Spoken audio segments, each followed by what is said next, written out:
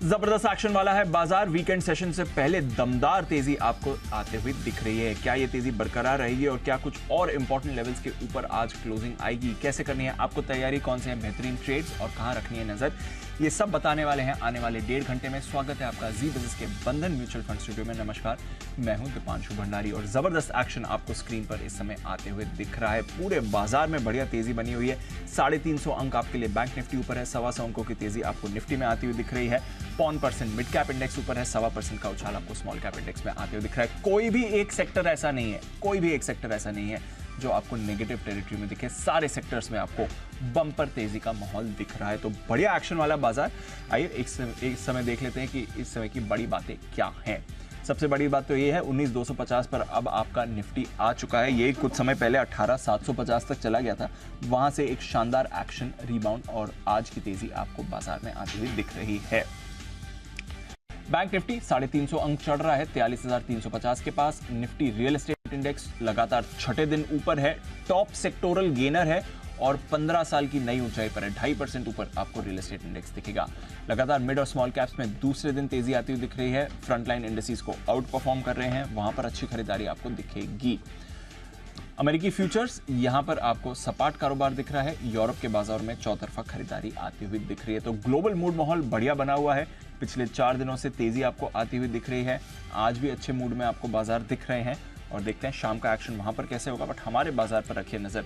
नतीजों का एक तो एक्शन जबरदस्त आपको आते हुए दिख रहा है। जैसा अनिल जी भी बता रहे थे, कल और आज के जितने भी नतीजे आए हैं, एटलीस्ट मेन वाले जो भी हैं, एक भी खराब नतीजा नहीं आया। ज्यादातर नतीजे अच्छी तरफ ही माने जाएंगे और वहां से मूव आती हुई दिख रही है। सेक्टोरल टर्न एक आपको होते हुए दिख रहा है। रियल एस्टेट तो लगातार एक्शन में है। आज ऑटोज में नई जान आई है टाटा मोटर्स के नंबर्स के बाद। फार्मा और स्पेशली फार्मा में हेल्थ केयर जो स्टॉक्स हैं वहां पर तो और एक नई तेजी बन रही है। तो कुछ नए सेक्टर्स भी सामने आ रहे हैं, कुछ नए स्टॉक्स भी सामने आ रहे हैं, बट बेसिक स्टोरी बाजार की तेजी वाली ही आपको बनती हुई दिख रही है। थोड़ी देर में अनिल जी से जानेंगे उनकी स्ट्रैटेजी भी, डेटा भी बताएंगे। हमारे सहारे मेहमान भी जुड़ने के लिए हैं तैयार। आइए उससे पहले एक बार डाल देते हैं नजर कुछ खबरें और साथ ही बाजार के इंपॉर्टेंट इवेंट्स पर भी। आशीष और वरुण है हमारे साथ तैयार। आशीष, गुड आफ्टरनून, बताएं इंपॉर्टेंट इवेंट्स बाजार। Good afternoon Deepanshu. सबसे पहले देखिए, रिजल्ट की बहुत लंबी रिजल्ट है, अगले 3 दिनों में काफ़ी रिजल्ट्स आएंगे। तो सबसे पहले निफ्टी में अगर आप देखें तो टाइटन के नतीजों का इंतजार है। वायदा बाजार में अगर आप देखें तो CG consumer, Aditya Birla, Scotts, Kubota, IDFC, InterGlobe aviation यहाँ पर नजर रहेगी। साथ में अगर आप देखें तो गोदावरी पावर एंड इस्पात, यहाँ पर बोर्ड की बैठक है जहाँ पर नतीजों के साथ स्टॉक स्प्लिट के ऊपर भी विचार किया जाएगा। उज्जीवन फाइनेंशियल सर्विसेज और उज्जीवन स्मॉल फाइनेंस बैंक, यहाँ पर शेयर होल्डर्स के साथ मीटिंग है जहाँ पर स्कीम ऑफ अमलगमेशन को मंजूर किया जाएगा। सुवेन फार्मा ओपन ऑफर बंद होने वाला है। ग्लोबल मार्केट्स में अगर आप देखें तो यूएस का अक्टूबर महीने का जॉब्स डेटा भी आएगा। कल की बात करें तो कल भी काफ़ी काम करना है हमें। स्टेट बैंक ऑफ इंडिया के नतीजे आएंगे। वायदा बाजार में bank of Baroda, JK cement, Aarti industries, metropolis health care, इनके नतीजों का यहाँ पर इंतजार रहेगा। संडे को 5 नवंबर संडे को अगर आप देखें तो साउथ अफ्रीका और इंडिया के बीच में कोलकाता में मैच खेला जाएगा।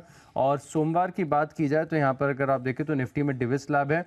वायदा बाजार में Exide industries, HPCL, Bharat forge के नतीजों का इंतजार है। मैनकाइंड फार्मा का 70% लॉक इन जो है वो खुलेगा। कैंपस एक्टिवर में भी अगर आप देखें तो जो एंकर लॉक इन है वो खुलता हुआ नजर आएगा।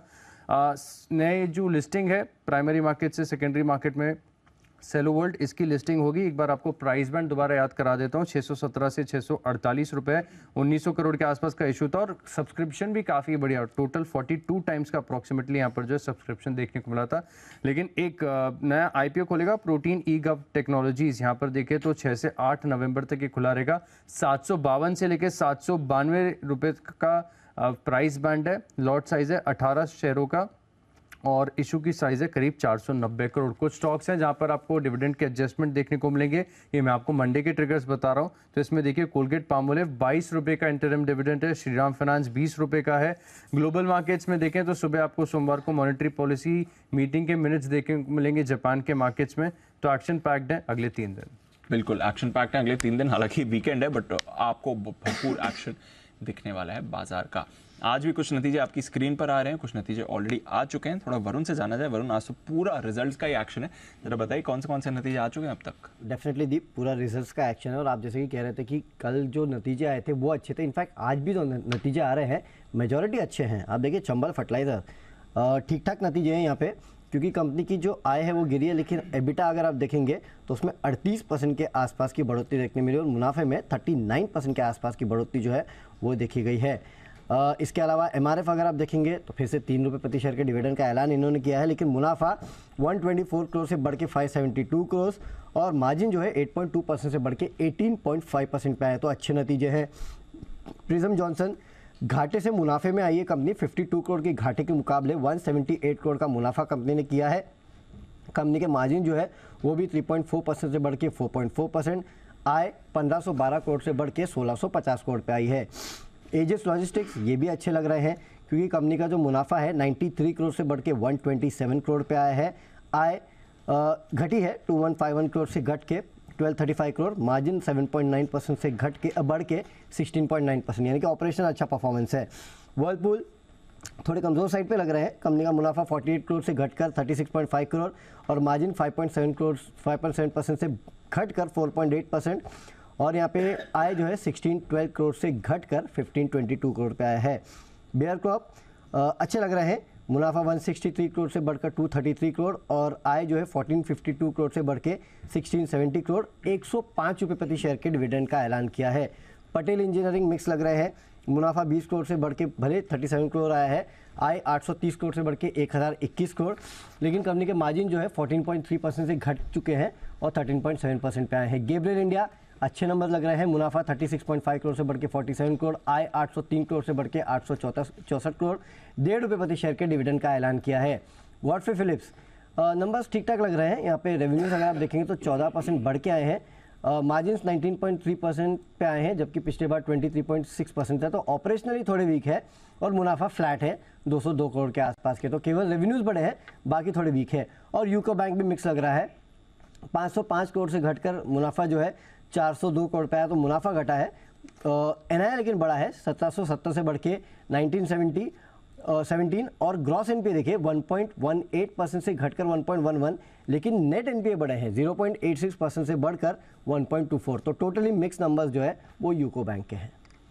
ओके, ये हैं वही, सारे खत्म? नंबर्स हो गए सारे। तो नंबर से आपके सामने लंबी लिस्ट आती हुई दिख रही है, बचे हुए समय के लिए भी और काफ़ी सारे नंबर्स हैं दीप।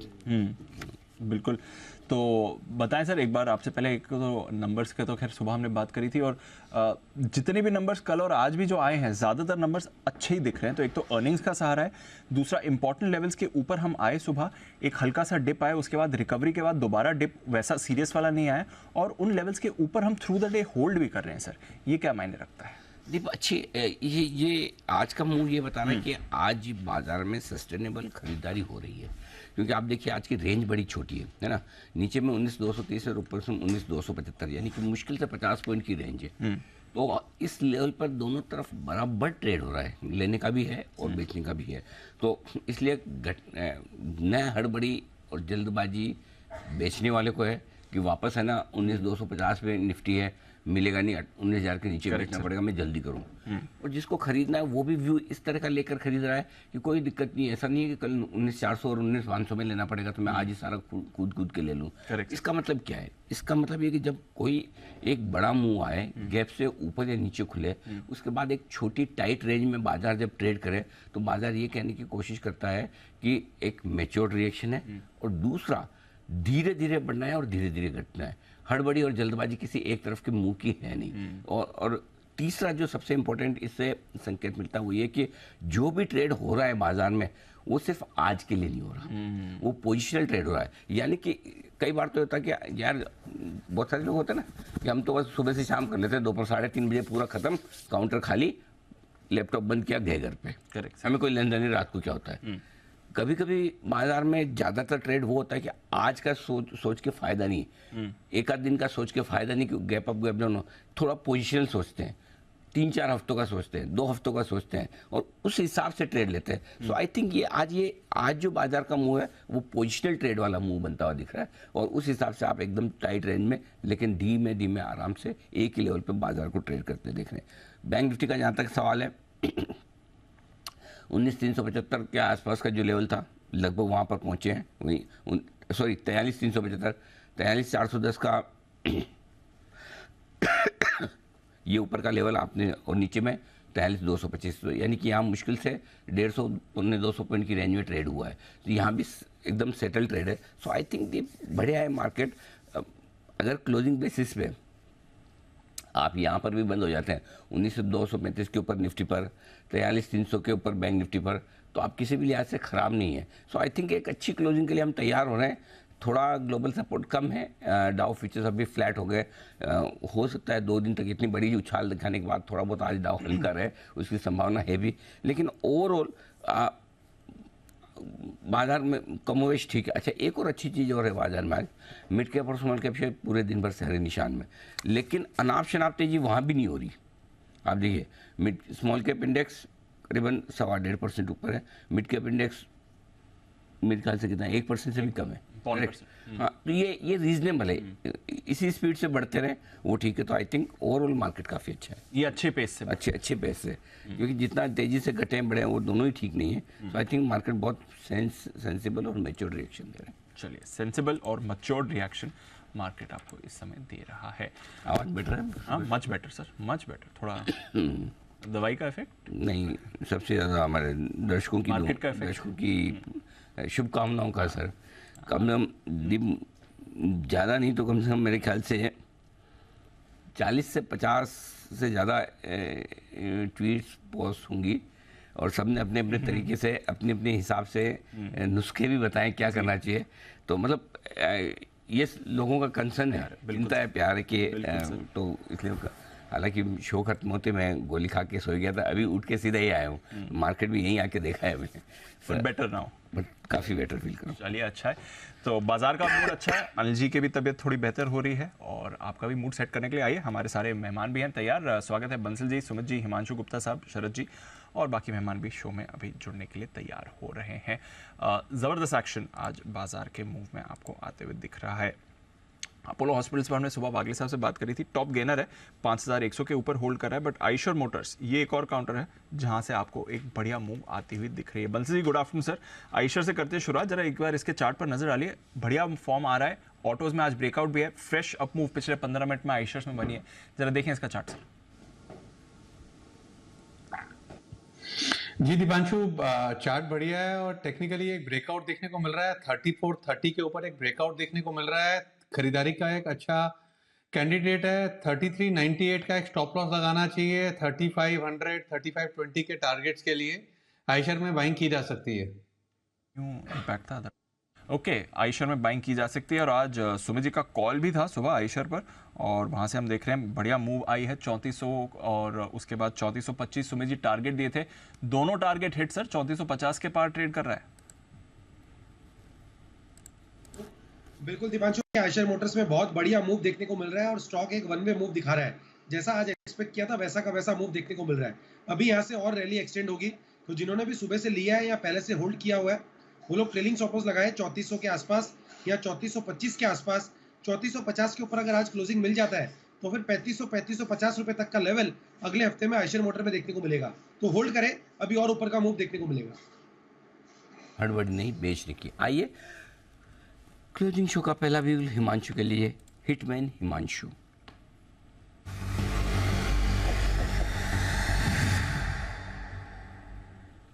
बताएं sir. Good afternoon to you Anil ji, good afternoon everyone. Anil ji, L&T financial holdings, इसमें खरीदारी करके चलनी है। मुझे लगता है अनिल जी ये एक मच अवेटेड ब्रेकआउट है। पिछले 2 से 3 महीने में मल्टीपल टाइम ये स्टॉक 135, 138, 139 रुपए के आसपास आता था, लेकिन रैली फिजल आउट होती हुई नजर आती थी।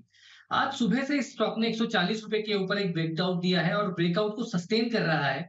140 के स्ट्राइक में अगर आप डेरिवेटिव डेटा देखें अनिल जी, तो लगभग 80 लाख से ज्यादा शेयर्स हैं जो अभी भी ट्रैप्ड हैं। मुझे लगता है इसमें एक अच्छी शॉर्ट कवरिंग देखने को मिल सकती है, और वीकली बेसिस पर जिस तरह से 140 रुपए के ऊपर ये स्टॉक बंद होने की तैयारी दे रहा है, मेरा मानना है कि ये 1 से 2 दिनों में 148 150 रुपए तक की मूव दिखाने के लिए तैयार है। तो L&T एफएच में खरीदारी करेंगे करंट लेवल्स पर। स्टॉप लॉस के तौर पर अनिल जी 139 139 रुपए का, यानी कि 2.5 रुपए का स्टॉप लॉस लगाना है, और अपसाइड में 148 और 150 रुपए तक के टारगेट्स 1 से 2 दिनों में यहाँ पर आते हुए नजर आ सकते। L&T फाइनेंस, क्या बात है, सब पूरा हिंदुस्तान बुलिश है इसमें। सुबह किस किस की राय थी? वागले साहब, हिमांशु जी ने तो, अच्छा हिमांशु आपने खुद ने भी तो सुबह ऑप्शन दिया था, बोलते नहीं हो आप? ये ऑप्शन में सोनल दिया था, उसका टारगेट ऑलरेडी हिट हो चुका है, ये एक फ्रेश कॉल है। क्या वो हो गया? अरे तो बधाई तो ले लो। जी थैंक यू ठीक है, कल रोहित शर्मा 1-0 पे आउट हो गया, हो जाता है ऐसा कुछ, बधाई तो लो लेकिन आप हमसे। नर्वस तो नहीं है ना सेमीफाइनल के लिए आप? नहीं अनिल जी, बहुत हाई स्पिरिट्स है। चलो कोई बात नहीं, सेमीफाइनल में टाइम है, आपकी फॉर्म हम संडे को ही लौटा और ऊपर करना है संडे साउथ अफ्रीका है ना, बिल्कुल करना है। बिल्कुल। चलिए, तो हिमांशु जी की राय है एल&टी फाइनेंस सुबह का टारगेट हिट होने के बाद फिर से खरीदारी करने की। आइए बिगुल, अगला निफ्टी की निशानेबाज नितिन मुरारका साहब हमारे साथ कार्यक्रम में हो रहे हैं शामिल।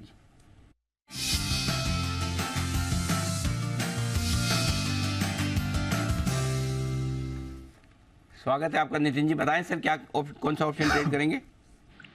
अनिल जी, यहाँ पे 19,250 की कॉल ऑप्शन लेंगे जो 103-104 इस रेट में मिल रही है, और जिसका स्टॉप लॉस बनेगा 79 का, और ऊपर फर्स्ट टारगेट बनेंगे आपके 130 के आसपास, और उसके ऊपर निकलती है तो 140 से 150 बनेंगे। अब पॉजिटिव ये दिख रहा है कि एक तो अक्टूबर से नवंबर में हम लोग लॉन्ग रोल ओवर्स हैं, यानी कि बाई साइड रोल ओवर्स है, और उसके साथ साथ वर्ल्ड मार्केट में भी रिकवरी आ रही है।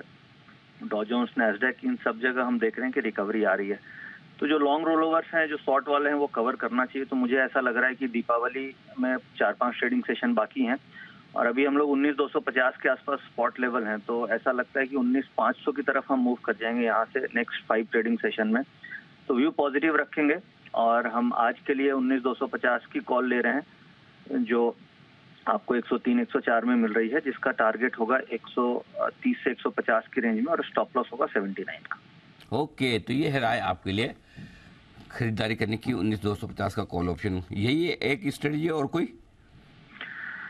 अनिल जी, बैंक निफ्टी में भी डेटा पॉजिटिव है, और बैंक निफ्टी के हम 43,400 की कॉल ऑप्शन पे बेट करेंगे जो 207 की है। इसका स्टॉप लॉस बनेगा 135 का, और टारगेट बनेंगे 300 से 325 के। Okay, 43,400 right? Right Anil ji, 43,400 की 200 के आसपास लेना है, 135 का स्टॉप लॉस, 300 और 400 के टारगेट के लिए। तो दोनों ही कॉल ऑप्शन में खरीदारी करने की राय। धन्यवाद नितिन जी, दो बेहतरीन स्ट्रेटजी के लिए आपकी तरफ से। आगे एक बड़ी और एक्सक्लूसिव खबर की तरफ करते हैं फोकस। सेबी निवेशकों की सुविधा के लिए डीमेट अकाउंट की डोरमेंसी का पैमाना बदल रहे हैं। डोरमेंसी मतलब जो डोरमेंट अकाउंट हो जाता है ना, कुछ अकाउंट ऐसे जिसमें आप कभी ट्रेड ना करें, स्टॉक आपका आए जाए नहीं, जैसे बैंक में नहीं होता, बोलते हो आके बोलते हो वापस के KYC करो भाई, आपने बहुत टाइम से अकाउंट में ट्रांजैक्शन नहीं किया, नहीं तो ये डोरमेंट अकाउंट हो जाएगा।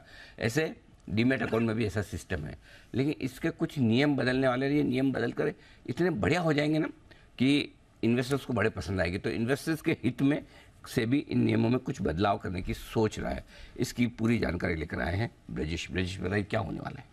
बिल्कुल, अभी जो नियम कहता है, डिपॉजिटरी का नियम कहता है कि अगर आप 6 महीने तक कोई डेबिट ट्रांजैक्शन नहीं होता है आपके अकाउंट में, तो आपका अकाउंट डोरमेंट यानी सरल भाषा में इनएक्टिव माना जाएगा। डेबिट का मतलब ये है कि कोई सेल होना चाहिए, कोई शेयर में सेल करूंगा, हाँ, तो ही डेबिट होगा, हाँ, और सेल नहीं किया तो डेबिट नहीं होगा। और वो 6 महीने तक आपने अगर नहीं किया तो, हाँ, खाली बाई किया शेयर आए तो बाई वाला भी काउंटर नहीं होगा। डेबिट होना जरूरी है। इतना जरूरी है? हाँ। क्या बात कर रहे हो? ये डिपॉजिटरी का नियम है, लेकिन एक्सचेंज का नियम कहता है कि अगर आपने कोई ट्रांजैक्शन नहीं किया है 12 महीने तक तो इनएक्टिव होगा। तो डिपॉजिटरी का नियम अलग है, एक्सचेंज का नियम अलग। 6 महीना, 6 महीना, एक्सचेंज के तब 12 महीना, 12 महीना। और तो ये दोनों नियम एक किए जाएंगे, यानी ये करने का प्रस्ताव है कि दोनों को 12 महीने कर दिया जाए। तो इससे क्या होगा, साथ ही इसके अलावा जो अगर डीमैट से आपके SIP जाती है, लेकिन चूंकि डेबिट नहीं है वो, तो वो तकनीकी तौर पर डिपॉजिटरी उसको डोरमेंट मान सकता है, इनएक्टिव मानता है। तो ये है कि अगर इतने सारे लोग SIP में पैसे लगा रहे हैं, फिर भी आप उनके डीमैट को आप क्यों डोरमेंट कहोगे, आप इनएक्टिव क्यों कहोगे, क्यों कहना चाहिए? तो इस चीज को ठीक करने के लिए एक तो ये है कि जो टाइमलाइन है 6 महीने की, उसको 12 महीने करने पर विचार किया जा रहा है। साथ ही अगर आपका SIP है या राइट्स इशू वगैरह की आप एप्लीकेशन लगाते हैं, तो वो भी एक्टिविटी में काउंट होगा और डोरमेंसी में नहीं जाएगा। नहीं, एक मिनट, ये तो फिर ऐसा हो गया भाई साहब कि मेरा बैंक अकाउंट है जी, ठीक है, मेरे बैंक अकाउंट में पैसा आए या पैसा जाए, एक्टिव हुआ ना, तो डीमेट अकाउंट में लेकिन शेयर आए या अगर जाए, अगर ब्याज आता है तो वो एक्टिव नहीं माना जाएगा। वो बात ठीक है, ब्याज तो आ रहा है वो एक अलग चीज, वो तो साइलेंट है। लेकिन अगर मैंने मेरे बैंक अकाउंट में पैसा जमा कराया, कोई चेक जमा कराया या मैंने चेक फाड़ के दिया है किसी को, दोनों केस में एक्टिव माना जाता है। इसमें ऐसा क्यों नहीं? इसीलिए अगर आप समझिए, अगर आपके डीमेट अकाउंट, मैं तो ऐसा शेयर आदमी हूं, मैं तो शेयर लेके 5 साल ना बेचू जाओ, हाँ, तो प्रॉब्लम हो ना रही बेचू, क्योंकि मैं तो लॉन्ग टर्म वाला हूँ हाँ, और मैं तो लेते रहूंगा। ये प्रॉब्लम हो रही इतना है, जरूरी क्यों है? यही समस्या है और इसी समस्या को ठीक करने की कोशिश। अरे वेरी गुड, बताइए। तो समस्या यही थी कि अब ये जो 6 महीने तक डेबिट ट्रांजैक्शन का नियम था कि डेबिट ट्रांजैक्शन आपको करना पड़ेगा, इसको बढ़ा करके साल भर किया जा रहा है। और चूंकि एक्सचेंज के नियम पहले ही कहते हैं कि अगर आप साल भर कोई ट्रांजैक्शन नहीं करते हैं तब ही आपका अकाउंट इनएक्टिव या डोरमेंट मानेंगे। तो दोनों में जो गैप है, मतलब डिपॉजिटरी के नियम में और रेगुलेटर एक्सचेंज के नियम में, उसको ठीक करके 12 महीने की बात हो रही है। दूसरी बात ये कही जा रही है कि अगर डीमैट से आपकी एसआईपी जाती है या आप राइट्स इशू में पार्टिसिपेट करते हैं या आप और इस तरह की किसी और एक्टिविटी में खुद का एफर्ट लेकर पार्टिसिपेट करते हैं तो उसको एक्टिविटी में काउंट किया जाएगा और डॉर्मेंसी में नहीं जाएगा। लेकिन अगर इनवॉलंटरी है, यानी बिना आपके किए हो रहा है कि आपके अकाउंट में बोनस आ रहा है, स्टॉक स्प्लिट के बाद और शेयर आ रहे हैं, तो उसको एक्टिविटी में काउंट नहीं करेंगे। इसमें एक चीज और करो आप, अगर आदमी शेयर खरीद रहा है और शेयर खरीद के उसके अकाउंट में आ रहा है, उसको भी एक्टिविटी माननी चाहिए। वो कोई अपने आप थोड़ी हो रहा, बिल्कुल माननी चाहिए, ये करो, बिल्कुल माननी चाहिए। ये दिक्कत थी। दूसरी चीज जो और जो है क्योंकि किया जा रहा है कि जो इनएक्टिव खाते हैं वहाँ के जो डिलीवरी इंस्ट्रक्शन स्लिप होते हैं, अभी क्या है कि वो आया कोई इस लास्ट डिलीवरी इंस्ट्रक्शन स्लिप की लास्ट पेज पे जो भर के देना होता है फॉर्म, वो करके दे दिया तो मिल जाता है। अब ये कह रहे हैं कि आपको इसको एड्रेस पे भेजना है। अच्छा, एड्रेस पे इसलिए भेजना है कि ताकि चेक हो सके कि जो आदमी आया है वो जो एड्रेस में, मतलब यूसीसी डिटेल्स में जो पता दिया गया है कि इसमें भरा गया वही है कि नहीं। और दूसरी बात, अगर वन गो में मतलब एक साथ बहुत सारे शेयर्स ट्रांसफर हो रहे हैं तो वो भी डबल चेक करके वेरीफाई होंगे कि ये सही है या कोई ऐसा तो नहीं कि कोई फ्रॉड कर रहा है।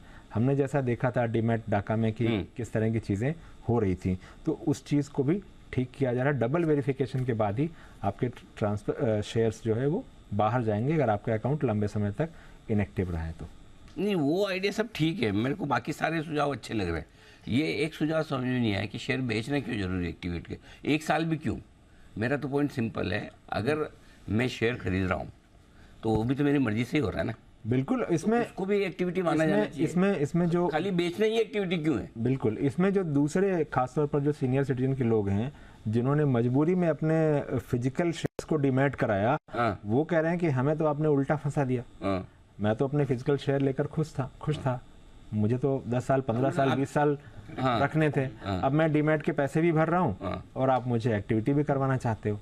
ये चीज, ये तो सुझाव जानना चाहिए आपकी तरफ से कि भाई आप वो पॉइंट एकदम परफेक्ट है कि एक्टिविटी उसे मानी जाएगी जो आपकी मर्जी से की जाए, है ना। अपने आप होने वाली कि बोनस आ गया, शेयर आ गया, स्टॉक स्प्लिट हुआ, शेयर आ गया, उसको एक्टिविटी मत मानो, बिल्कुल ठीक है, परफेक्ट है।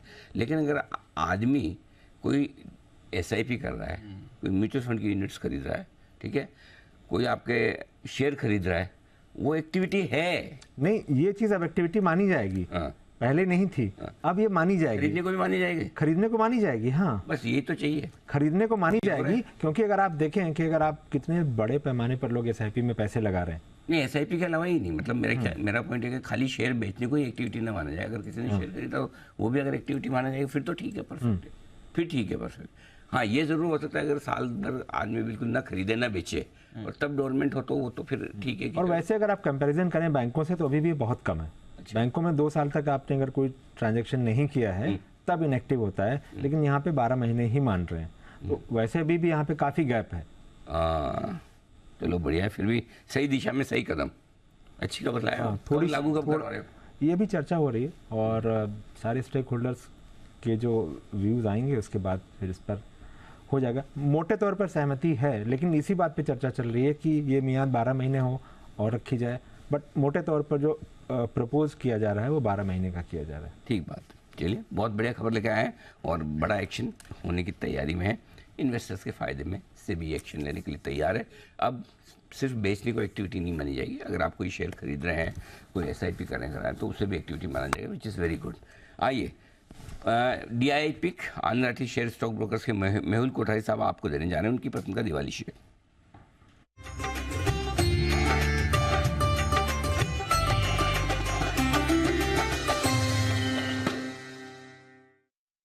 आज का मेरा दिवाली इन्वेस्टमेंट पिक है हिंद कॉपर। हिंद कॉपर का टारगेट रहेगा 200 रुपए का और स्टॉप लॉस रहेगा 100 रुपए का। 140 के करीब ट्रेड कर रहा है, इसको 140 से 130 की रेंज में धीरे धीरे करके एक्टिवेट करना है।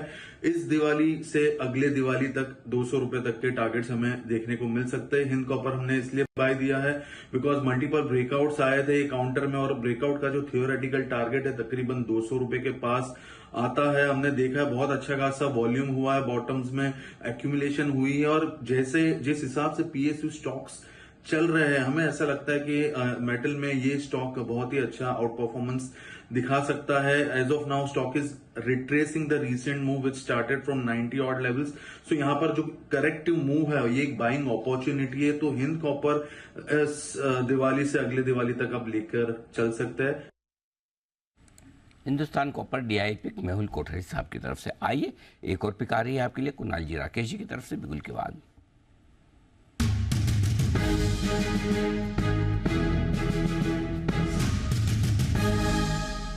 बताएं सर। अनिल जी पिक बताओ। अनिल जी उससे पहले छोटा सा एक अपडेट है जो अभी ब्रिजेश लेके आया ना DP के लिए। अनिल जी उसमें एक क्लेरिफिकेशन चाहिए। अनिल जी ब्रिजेश ने जैसे बोला कि जो बैंक अकाउंट होता है उसमें ट्रांजैक्शन होना चाहिए, इंटरेस्ट को ट्रांजैक्शन नहीं मानते। तो अनिल जी जहाँ तक मेरी नॉलेज है सेविंग इंटरेस्ट को ट्रांजैक्शन नहीं मानते, FD का अगर इंटरेस्ट आ रहा है तो उसे ट्रांजैक्शन मानते हैं। और अनिल जी DP में एक बड़ा अच्छा कदम इन्होंने सेबी ने अनिल जी और उठाया है कि जितनी भी ऑफलाइन ट्रांजेक्शन्स हैं आप उसकी अगर स्लिप डालते हैं तो बाकायदा आपको DP से पहले फ़ोन आता है रजिस्टर्ड नंबर पर, आपके फ़ोन के ऊपर मेल के ऊपर एक लिंक आता है, उस पर आप क्लिक करते हैं, फिर एक OTP के थ्रू सारी ट्रांजेक्शन्स को आप अप्रूव करके अनिल जी ट्रांसफ़र करते हैं। तो जो DP के थ्रू जो पहले गड़बड़ हुई थी कार्वी में, उसको रोकने के लिए अनिल जी इन्होंने बड़ा अच्छा कदम उठाया है। मतलब कि 2-3 चेक्स लगाए हैं और ऑफलाइन ट्रांजैक्शन जैसे फैमिली सेटलमेंट है, गिफ्ट है, कुछ और है, तो ऑफलाइन ट्रांजैक्शन सिर्फ स्लिप की उस पर नहीं होती हैं, उस पर OTP मेल लिंक आता है, उस पर क्लिक करके कर रहे हैं, तो काफ़ी चेंजेस हो रहे हैं। अच्छी बात है, बढ़िया है, बताएं सर।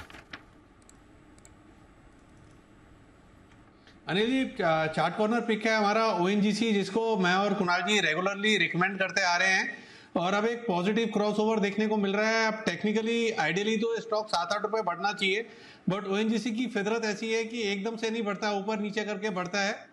टेक्निकली एक री रेटिंग का कैंडिडेट है, शॉर्ट टर्म मीडियम टर्म दोनों के लिए। ओवर टू कुणाल जी।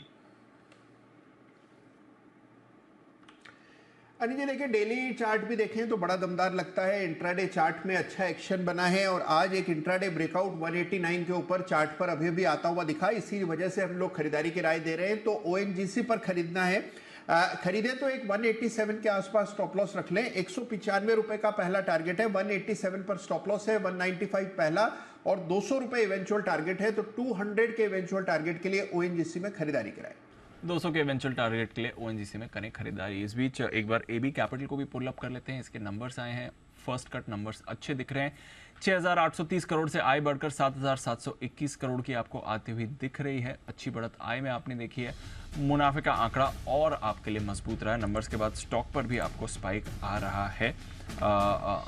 मुनाफा भी आपका अच्छी ग्रोथ दिखाकर ही आया है इनके लिए।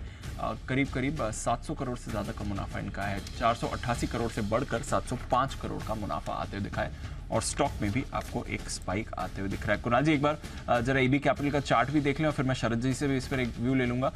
स्पाइक आ रहा है नंबर्स के बाद सर? देखिए बिल्कुल एक मोमेंटम बनता हुआ दिख रहा है। एक 200 डेज मूविंग एवरेज है दीपांशु, जो कि 170 रुपए के आसपास है, बिल्कुल उन्हीं लेवल से टकराकर टर्न अराउंड आता हुआ दिख रहा है। तो मेरी राय में ये जो अभी पुल बैक शुरू हुआ है ये स्टॉक को 184 185 तक के लेवल्स तक ले जा सकता है। जिनके पास पोजीशन है बिल्कुल बने रहे, एक ट्रेलिंग स्टॉप लॉस 172 के आसपास रखे। मुझे लगता है 185 तक के लेवल्स मुमकिन है चार्ट। एब्सोल्युटली। तो ये है आपके लिए AB कैपिटल जहां पर रखनी है आपको नजर। शरद जी, कोई राय एबी कैपिटल पर? सर नंबर जबरदस्त आ रहे हैं और वैसे भी एनबीएफसीज में थोड़ा मूड माहौल वापस पॉजिटिव की तरफ मूव कर रहा है। एबी कैपिटल पर क्या व्यू करते हैं?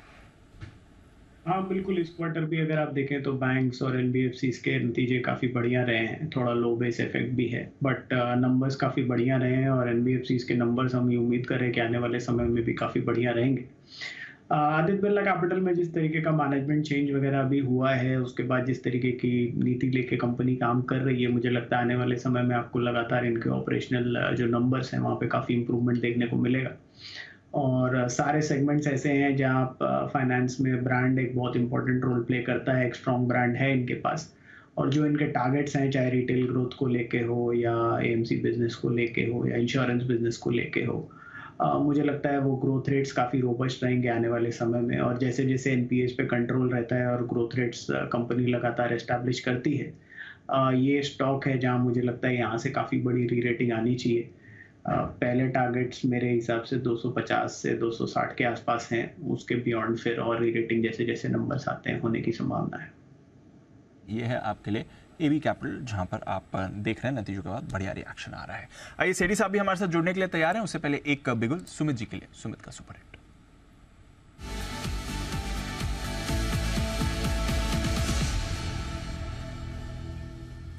बताएं सुमित जी। दीपांशु, बाय का स्टॉक रडार पे आया।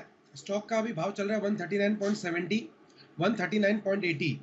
स्टॉक का नाम है कब, और ये अगले हफ्ते फिर से चलेगा। अब कब के अंदर मोमेंटम बन रहा है। सीयूबी स्टॉक एक तेजी के ट्रेंड में आया है। स्टॉक ने एक चैनल का ब्रेकआउट दिखाया है।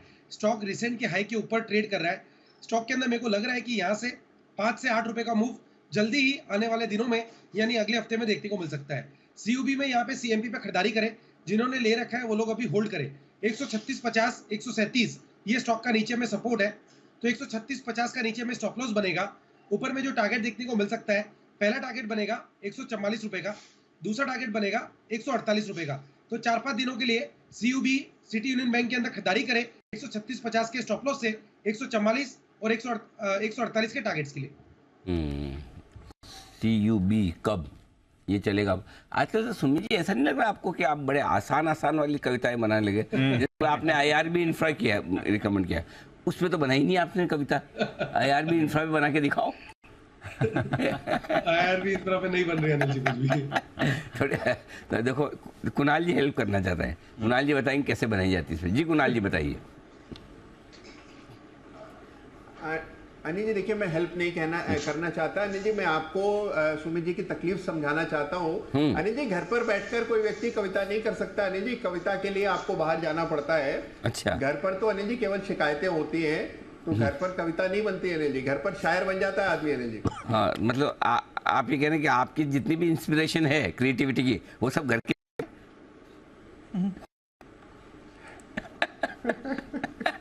अनिल जी देखिए, मैं तो कविता करना बहुत पहले ही छोड़ चुका हूँ अनिल जी। सुमित जी अभी भी लगे हुए हैं, तो उन्हें प्रेरित कर रहा हूँ छोड़ने के लिए। बढ़िया है, चलिए लगे रहे, कविता करें चाहे शायरी करें, जो करें करते रहे। सुमित जी की तरफ से कब सीयूबी यहाँ खरीदारी करने की राय आपके लिए आती हुई दिख रही। सेठी साहब के लिए बिगुल सदाबहार सेठी साहब की short term pics.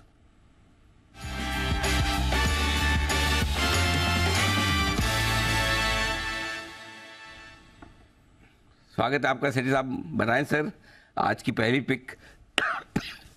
Anil ji good afternoon. Deepanshu, Anil ji रोज की तरह 2 स्टॉक्स है कैश मार्केट के जिनमें खरीदारी करनी है, और जो अनिल जी आज का पहला स्टॉक है एक रेलवे स्टॉक है।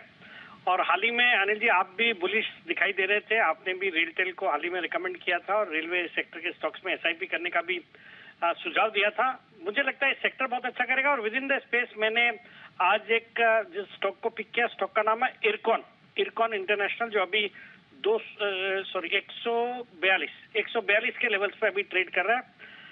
एक पब्लिक सेक्टर इंजीनियरिंग कंपनी है जो मेनली रेलवेज के लिए प्रोजेक्ट्स करती है, जैसे ट्रैक्स है, टनल्स, ब्रिजेस, फिर रेलवे का इलेक्ट्रिफिकेशन, सिग्नलिंग और रेलवे स्टेशन का काम करती है। इसके अलावा हाईवेज का भी काम करती है और हर एक प्रकार के इनके प्रोजेक्ट्स है, जैसे ईपीसी मॉडल भी है, फिर बीओटी भी है, एचएएम भी है। तो इस तरह की कंपनियां 25 से ज्यादा देशों में, भारत के अलावा 25 से ज्यादा देशों में इनके प्रोजेक्ट्स चलते हैं। जिसमें श्रीलंका, बांग्लादेश मेजर है, वहां से भी कई बड़े ऑर्डर्स हैं इनके पास, और एक जबरदस्त 32,500 करोड़ की इनकी ऑर्डर बुक है। और ये कंपनी आजकल एक सीरियस फोरे कर रही है रिन्यूएबल पावर प्रोजेक्ट सेटअप करने में, वो भी एक बड़ा सेगमेंट है जहाँ पे कंपनी ने फोरे किया है। इसके पहले शॉर्ट टर्म टारगेट देता हूँ, 160 रुपए के इसका शॉर्ट टर्म टारगेट है, 135 का स्टॉप लॉस रखता है। और जी जिस तरह से सरकार का रेलवे पे फोकस है, बजट में हमने देखा 2,40,000 करोड़ का बजट का एक जो एलोकेशन था रेलवे के ऊपर, और फिर जो सेक्टर फोकस में है और जिस तरह की कंपनी है, मुझे लगता है इजीली ये आने वाले 3-4 साल तक 20 से 25% की ग्रोथ डेफिनेटली अचीव कर सकती है। तो इस तरह का स्टॉक है। जून तिमाही भी बहुत अच्छी थी, 191 करोड़ का पैट रिपोर्ट किया, जो पिछले साल जून तिमाही में 131 करोड़ का पैट था। अच्छे रिटर्न रेशियोज है, एक लो डेट कंपनी है, और सबसे अच्छी बात है वैल्यूएशन के लिहाज से अपने जो पीयर्स हैं उनसे काफी सस्ता है ये स्टॉक। ये 16-17 के मल्टीपल पे स्टॉक ट्रेड करता है, जबकि रेलवे सेक्टर में जो तेजी हुई है पिछले साल भर में, तो मैक्सिमम स्टॉक्स 35-40 के मल्टीपल पे ट्रेड करते हैं। एक अच्छी डिविडेंड यील्ड है अराउंड 2.1% की। मुझे लगता है ये स्टॉक कमाल करना चाहिए। इसके भी नतीजे आने वाले हैं 9 तारीख को, मतलब आने वाले थर्सडे को इसके नतीजे आएंगे। और जैसे हमने रेलटेल के नतीजे देखे, जुपिटर वैगन्स के नतीजे देखे, टीटागढ़ वैगन के नतीजे देखे, मुझे लगता है इसका भी कोई डाउट नहीं है कि नतीजे अच्छे नहीं रहेंगे। मुझे लगता है इस स्टॉक में बिल्कुल खरीदारी करनी चाहिए for a short term target of 160, stop loss of 135। आपके लिए इरकॉन, जहां पर आपको करनी है खरीदारी। सिरी साहब दूसरा स्टॉक बताएं सर। दीपांशु, आज का जो दूसरा स्टॉक है, एक स्टॉक है जो कई बार मैं पहले भी रिकमेंड कर चुका हूँ, कैपेसिटे इंफ्रा, CAPACITE, कैपेसिटे इंफ्रा, जो अभी 210 के लेवल्स पे ट्रेड करता है। ये स्टॉक दीपांशु एक प्रॉक्सी प्ले है रियल एस्टेट सेक्टर का। ये कंपनी जो हाई राइज कंस्ट्रक्शन का काम करती है, और क्लाइंट लिस्ट देखेंगे तो जितने नामी गिरामी बिल्डर्स हैं, Lodha, Phoenix, Oberoi, Raheja, Raymond, Godrej, even DLF और अडानी के लिए भी इन्होंने पिछले क्वार्टर से काम करना शुरू किया है। और महाडा और सिडको महाराष्ट्र में जो मेजर एजेंसीज है उनके लिए भी काम करती है, और इनका एक टाटा प्रोजेक्ट्स के साथ एक महाडा का एक जॉइंट वेंचर भी है इनका, जिसपे ये काम कर रही है। हमने देखा जो रियल एस्टेट कंपनीज के नतीजे आ रहे हैं, जैसे हाल ही में गोदरेज प्रॉपर्टीज के नतीजे आए, DLF के नतीजे आए, बहुत ही तोड़फोड़ नतीजे आ रहे हैं ये जितने भी रियल एस्टेट कंपनीज के। उसका इनडायरेक्ट बेनिफिट कैपेसिटे इंफ्रा जैसी कंपनी जो कि इन रियल एस्टेट कंपनीज के लिए कंस्ट्रक्शन का काम करती है उसमें देखने को मिलेगा। फंडामेंटल्स बहुत ही मजबूत है, कंपनी का पूरा फोकस है एग्जीक्यूशन के ऊपर, बहुत ही अच्छे मार्जिन्स है 20% के आसपास के, और FIs DIs भी अराउंड 23% स्टेक ओन करते हैं, जिसमें सोसाइटी जनरल है, मिरे एसेट मैनेजमेंट, निपॉन है, और कई सारे बाजार के दिग्गज निवेशक भी इसमें निवेशित है। तो खरीदारी करने की सलाह कैपेसिटे इंफ्रा में for a target of 225, stop loss of 205। Site 225 का टारगेट, यहां पर खरीदारी करें। इरकॉन इंटरनेशनल 160 का टारगेट, यहां पर भी करके चलें खरीदारी। बहुत बहुत शुक्रिया सेठी साहब जुड़ने के लिए और अपनी कॉल शेयर करने के लिए। आज सुबह जय ने भी इरकॉन पर खरीदारी दी थी SPL मिड कैप्स में। शॉर्ट टर्म के लिए जय का टारगेट 180 था, सेठी साहब का टारगेट 160 है। स्टॉक में मोमेंटम दिख सकता है, बट बाजार की भी बढ़िया मूव है। आइए इसको थोड़ा समझते हैं, इस समय डेटा क्या कह रहा है ये भी जानते हैं। अनिल जी तैयार हैं अपनी स्ट्रैटेजी के साथ।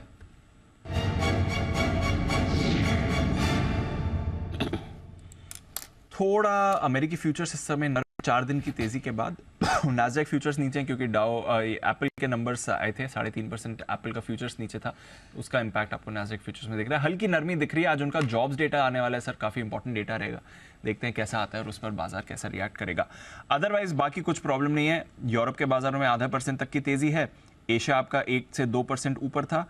कच्चा तेल आपका 0.5% ऊपर है। रुपया आपका कमजोर है, 2-3 पैसे अगर रुपया यहाँ से कमजोर हो तो रिकॉर्ड लो हो जाएगा। तो बस एक रुपया थोड़ा कमजोर है और एक अमेरिकी फ्यूचर्स सुस्त दिख रहे हैं। बताएं सर क्या करना है इस समय? दीप, मुझे लगता है कि आखिरी 1 घंटे में कोई खास बड़ा मूव आने की संभावना नहीं है।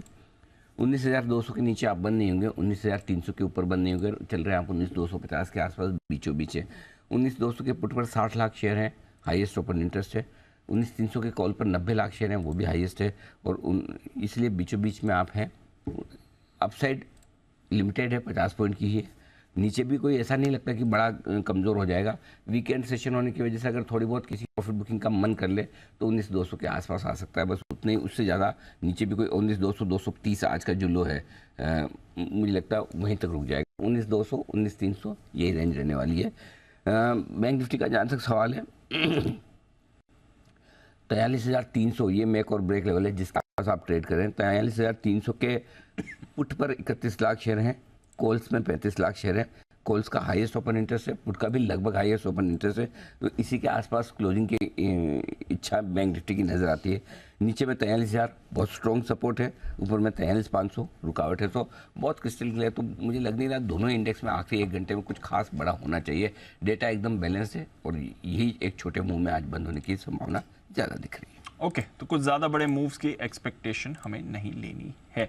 चलिए टाइटन, इसके आने वाले हैं आज नंबर से। एक बार वरुण से अनुमान ले लेते हैं। वरुण बताइए टाइटन। तो दीप थोड़े बहुत ऑपरेशनली अगर आप देखेंगे तो कमजोर साइड पे रहने वाले हैं, क्योंकि मार्जिन इस कंपनी के गिरेंगे। बाकी अगर आप ग्रोथ पैरामीटर्स के लिहाज से देखेंगे तो अच्छे रहेंगे, उसमें कोई डाउट नहीं है। सबसे पहले नंबर्स बता देता हूँ।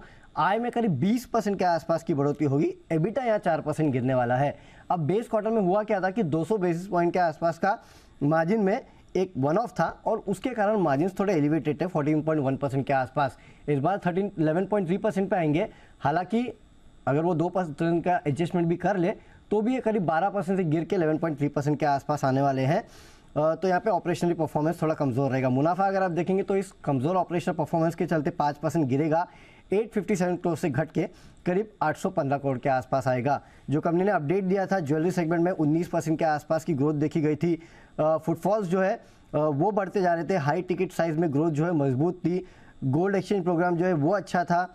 इसके अलावा वॉच और जो वेरिएबल सेगमेंट है वहाँ 32% के आसपास की सेल्स ग्रोथ जो है वो देखी गई थी। तो ओवरऑल ग्रोथ है कंपनी के बिजनेस में, ऐसा नहीं है, लेकिन ऑपरेशनल परफॉर्मेंस जो है वो थोड़ा ढीला रहने वाला है। मार्जिन थोड़े गिर सकते हैं। ओके, तो ये आपके लिए टाइटन। शरद जी, एक बार जरा टाइटन पर अपना व्यू भी दें सर। देखिए नतीजों में तो जैसा अभी वरुण बोल रहे थे कि वॉच और वेरिएबल्स में से ज़्यादा इंप्रूवमेंट एक्सपेक्टेड है। ज्वेलरी साइड में जो स्कीम्स वगैरह इन्होंने रन किए उसकी वजह से हो सकता है कि थोड़ा सा म्यूटेड सा नंबर दिखे। टॉप लाइन के लेवल पे थोड़ा बेटर दिखे, बॉटम लाइन के लेवल पे थोड़ा सा म्यूटेड दिख सकता है। वैल्यूएशन के लिहाज से मुझे लगता है कि थोड़ा प्रीमियम, बहुत ज़्यादा प्रीमियम वैल्यूएशन पे ट्रेड कर रहा है। अगले साल FY25 में 55 रुपये ऑप्टिमिस्टिक अर्निंग्स एक्सपेक्टेशन है, तो उस पर लगभग आप 65 टाइम 70 टाइम ट्रेड कर रहे हैं। तो मुझे लगता है यहाँ से बहुत ज़्यादा अपसाइड की गुंजाइश काफ़ी कम है और क्वार्टरली रिजल्ट्स में से भी हम कोई बहुत ज़्यादा फायरवर्क्स की उम्मीद नहीं कर रहे। चार्ट चेक भी मैं एक लेना चाहूंगा, एक बार चार्ट्स पर रिव्यू दे दें टाइटन।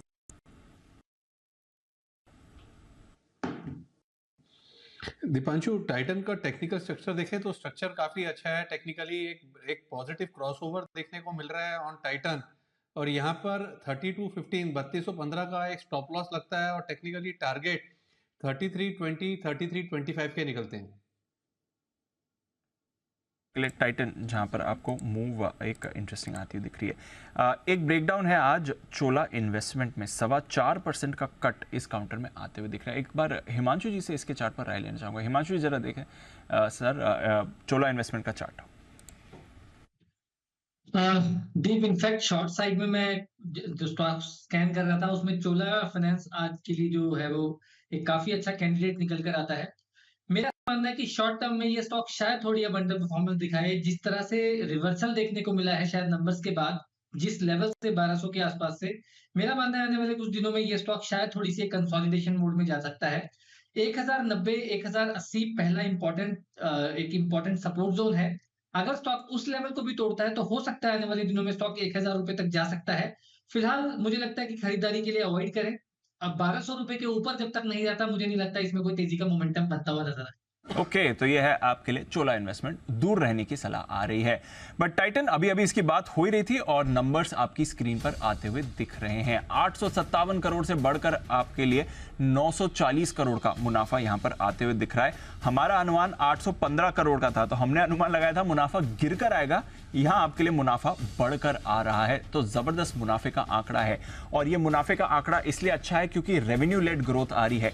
11,660 करोड़ का आपका रेवेन्यू आते हुए दिख रहा है। हमारा अनुमान था 10,476 करोड़, तो हमारे अनुमान से भी 125 करोड़ ज्यादा आपके लिए मुनाफा आते हुए दिख रहा है। तो उसका भी आप इनफैक्ट 1000 करोड़ ज्यादा आपके लिए मुनाफा आते हुए दिख रहा है, 1100 करोड़ ज्यादा मुनाफा आते हुए दिख रहा है, तो उसका इंपैक्ट भी आपको दिखेगा। बहुत ही बढ़िया यहां पर आंकड़े आपको टाइटन की तरफ से आ रहे हैं।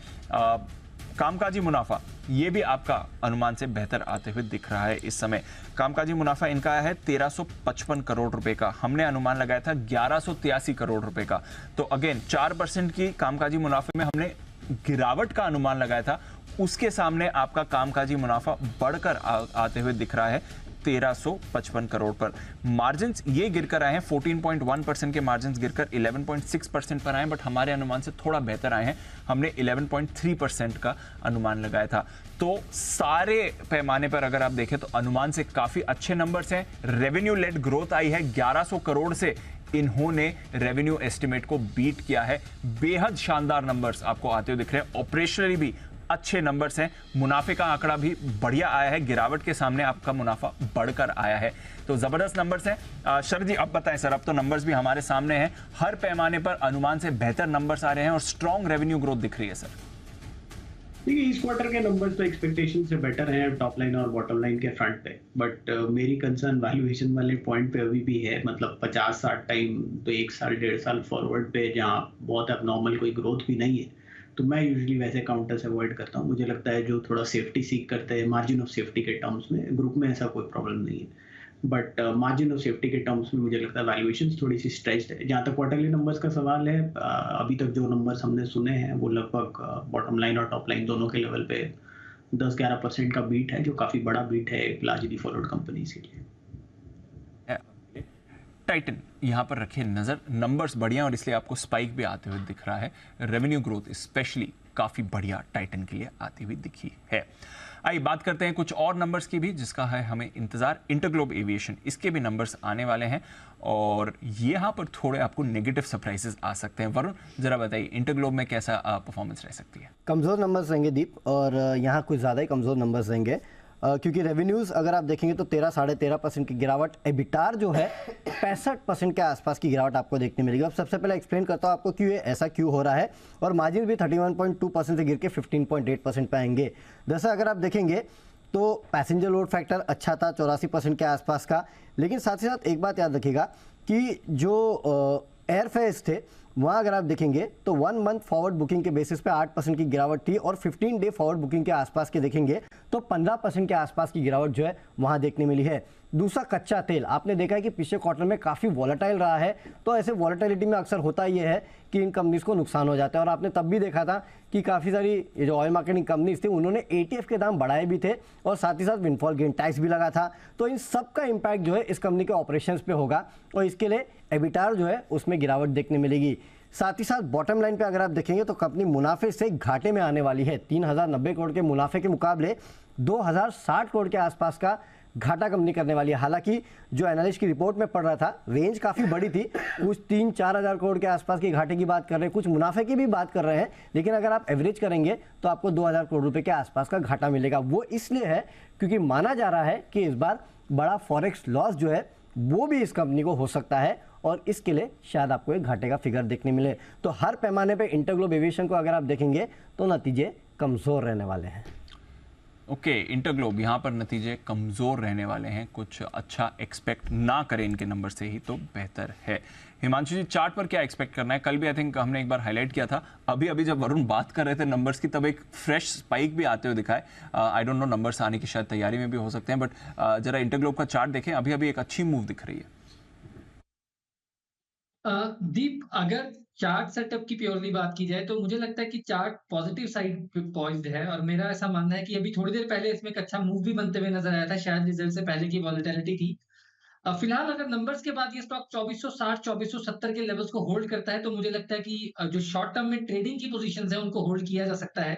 All in all lower levels पर अच्छी खरीदारी देखने को मिली है और मुझे लगता है कि अगर ये स्टॉप लॉस ट्रिगर नहीं होता, यानी कि 2460-2465 के नीचे स्टॉक नहीं निकलता, तो हो सकता है आपको रिजल्ट के बाद स्टॉक 2600 और उसके पार जाता हुआ भी नजर आए। तो चार्ट पॉजिटिवली पॉइंट है दीप। मुझे लगता है कि फिलहाल फ्रेश खरीदारी तो नहीं, लेकिन हाँ अगर तेजी की पोजीशंस हैं तो 2470 के स्टॉप लॉस के साथ होल्ड की जा सकती है। ओके, तो यह है आपके लिए इंटरग्लोब एविएशन। देखते हैं नंबर्स कैसे आते हैं। कुछ ज़्यादा खास नंबर्स का हम अनुमान वैसे लगाकर चल नहीं रहे हैं इस काउंटर से। देखते हैं परफॉर्मेंस कैसी इसकी आती हुई दिखेगी। कुछ और काउंटर्स पर रखिएगा नज़र। श्रीराम फाइनेंस, इसकी पहले बात भी हो रही थी, बढ़िया स्पाइक आते हुए दिख रहा है। आज सुबह सचिन जी रेकमेंड करके गए थे, 3.5% ऊपर श्रीराम फाइनेंस इस समय ट्रेड कर रहा है, तो बढ़िया मूव इस पर आ रही है। और सचिन जी के सुबह वाले टारगेट्स भी आपको हिट होते दिख रहे हैं, इनफैक्ट उसके ऊपर ही ट्रेड कर रहा है, 2000 के ऊपर इस समय है। एक बार सुमित जी से राय लेना चाहूंगा। सुमित जी, एक बार देखें श्रीराम फाइनेंस का चार्ट, जरा बताएं, आज का तो बढ़िया मूव है, अभी भी डेज हाई पर होल्ड कर रहा है, क्या करना चाहिए सर इसमें? दीपांशु, आज तो स्टॉक के अंदर एक बढ़िया मूव देखने को मिल रहा है, ऑलमोस्ट 60-70 रुपए का तेजी अभी देखने को मिल रहा है, 3-3.5% के आसपास का। तो पोजीशंस अभी होल्ड करके चले। स्टॉक के अंदर ब्रेकआउट है, स्टॉक चैनल ब्रेकआउट दिखा रहा है, जिसका टारगेट ऊपर में बड़े आते हैं। 2150 से लेके 2200 रुपए तक के लेवल पोजिशनल तौर पे श्रीराम फाइनेंस में ऊपर की तरफ देखने को मिल सकते हैं। तो जिन्होंने ले रखा है वो लोग होल्ड करें। ट्रेलिंग स्टॉप लॉस 1980 1990 के आसपास का लगा सकते हैं। ऊपर में 2100 2150 ये इमीडिएट टारगेट आने वाले दिनों में स्टॉक में देखने को मिल सकते हैं।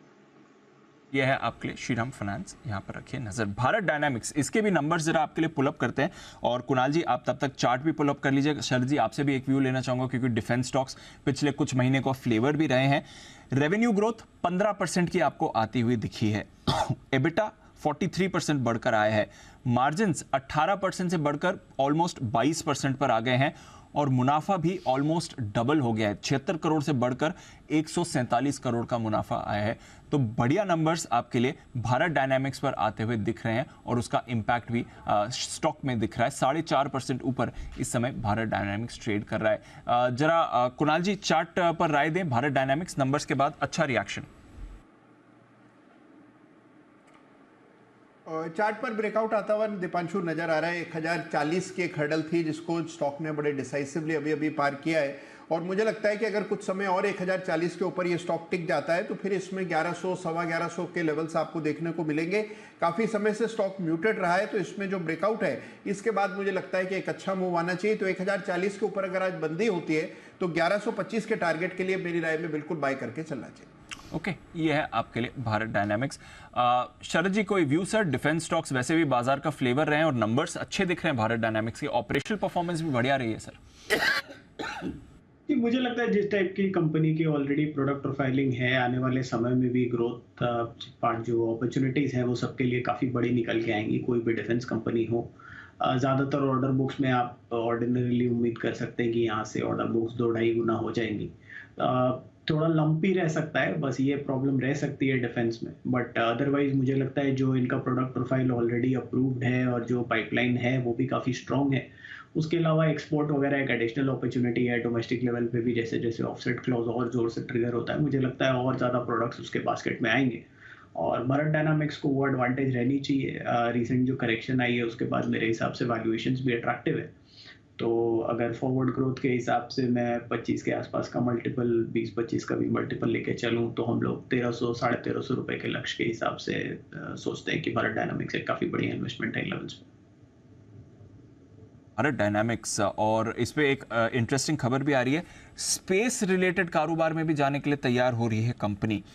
इन्होंने अपने मेमोरेंडम ऑफ एसोसिएशन में बदलाव किए हैं ताकि ये स्पेस रिलेटेड प्रोडक्ट्स के मैन्युफैक्चरिंग में भी चले जाए। तो जो इनका कोर डिफेंस कारोबार है वहां से तो अच्छी परफॉर्मेंस आ रही है, अब स्पेस जो एक नई थीम उभर कर भी आ रही है, रिसेंटली भारत की काफ़ी सक्सेसफुल लॉन्च भी रहे हैं, चंद्रयान भी रहा है, मंगलयान भी रहा है, वहां से भी हम देख रहे हैं एक अपॉर्चुनिटी बन रही है। तो 4% ऊपर भारत डायनामिक्स। जबरदस्त रेस्पॉन्स आता हुआ नतीजों के बाद। आइए एक बिगुल हिमांशु जी के लिए है, हिटमैन हिमांशु।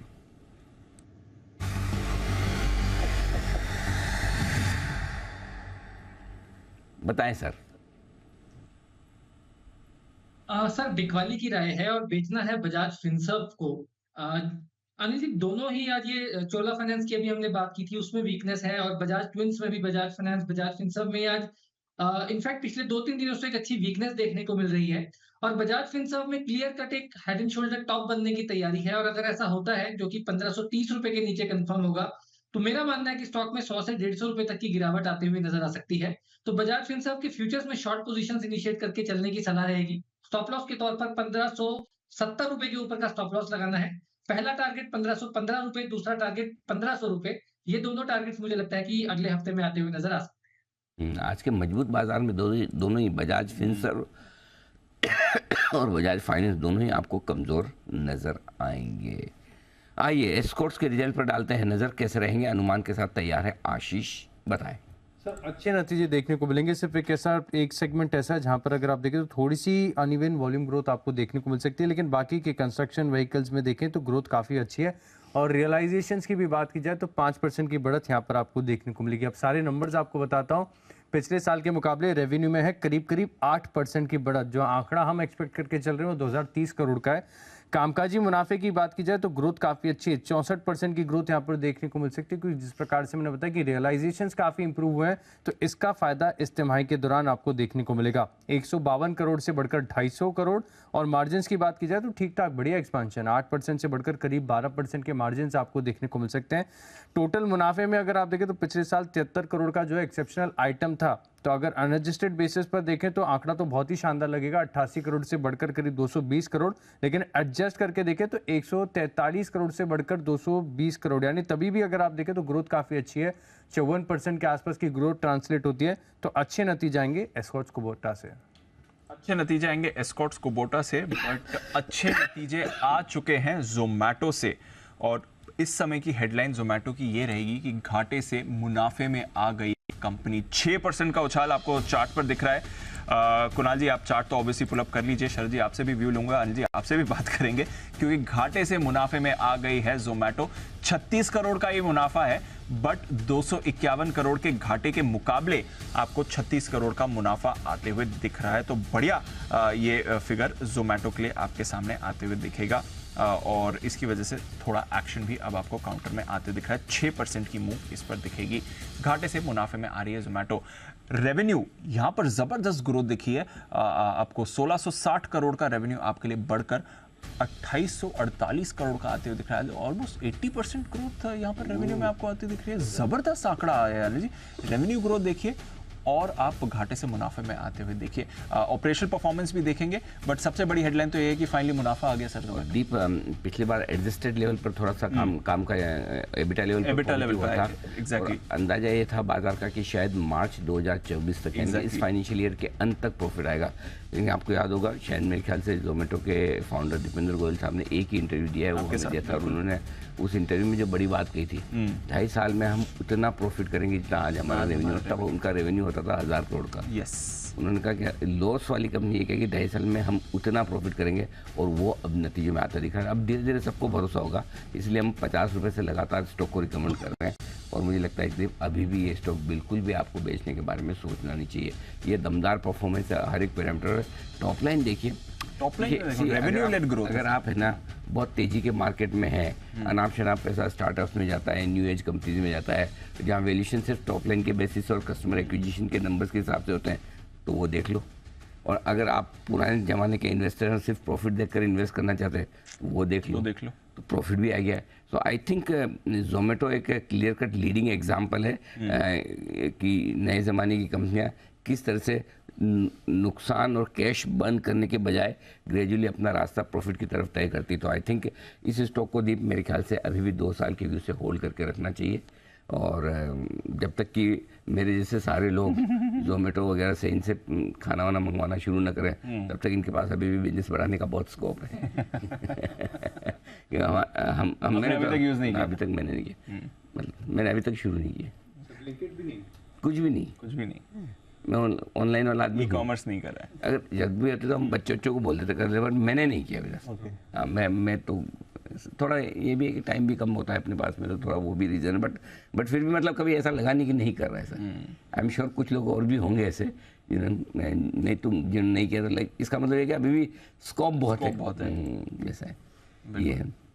चलिए, तो बढ़िया मूव आ रही है जोमेटो में। एक बार कुणाल जी अब आप चार्ट पर राय दें सर। 115 के लेवल जोमेटो पर दिख रहे हैं। देखिए दीपांशु, एक फ्रेश ब्रेकआउट आता हुआ नजर आ रहा है। चार्ट बहुत दमदार है, सारे एवरेजेस के ऊपर ट्रेड कर रहा है। लगातार खरीदारी की राय अनिल जी ने भी दी है और एक बड़ा ब्रेकआउट हुआ है। मुझे लगता है कि और ऊपर के लेवल्स आएंगे। अगर आज ये 114 के ऊपर ब्रेकआउट दे देता है, जो कि अभी रिसेंट स्विंग हाई है, अगर उसके ऊपर आज क्लोज आता है तो एक बुलिश सॉसर पैटर्न भी डेली चार्ट पर बन जाएगा। मुझे लगता है फिर 120-21 के भाव आते हुए नजर आएंगे। तो 114 के ऊपर क्लोज आए तो मेरी खरीदारी की राय है, और जिनके पास पोजीशन है बिल्कुल होल्ड करके चले।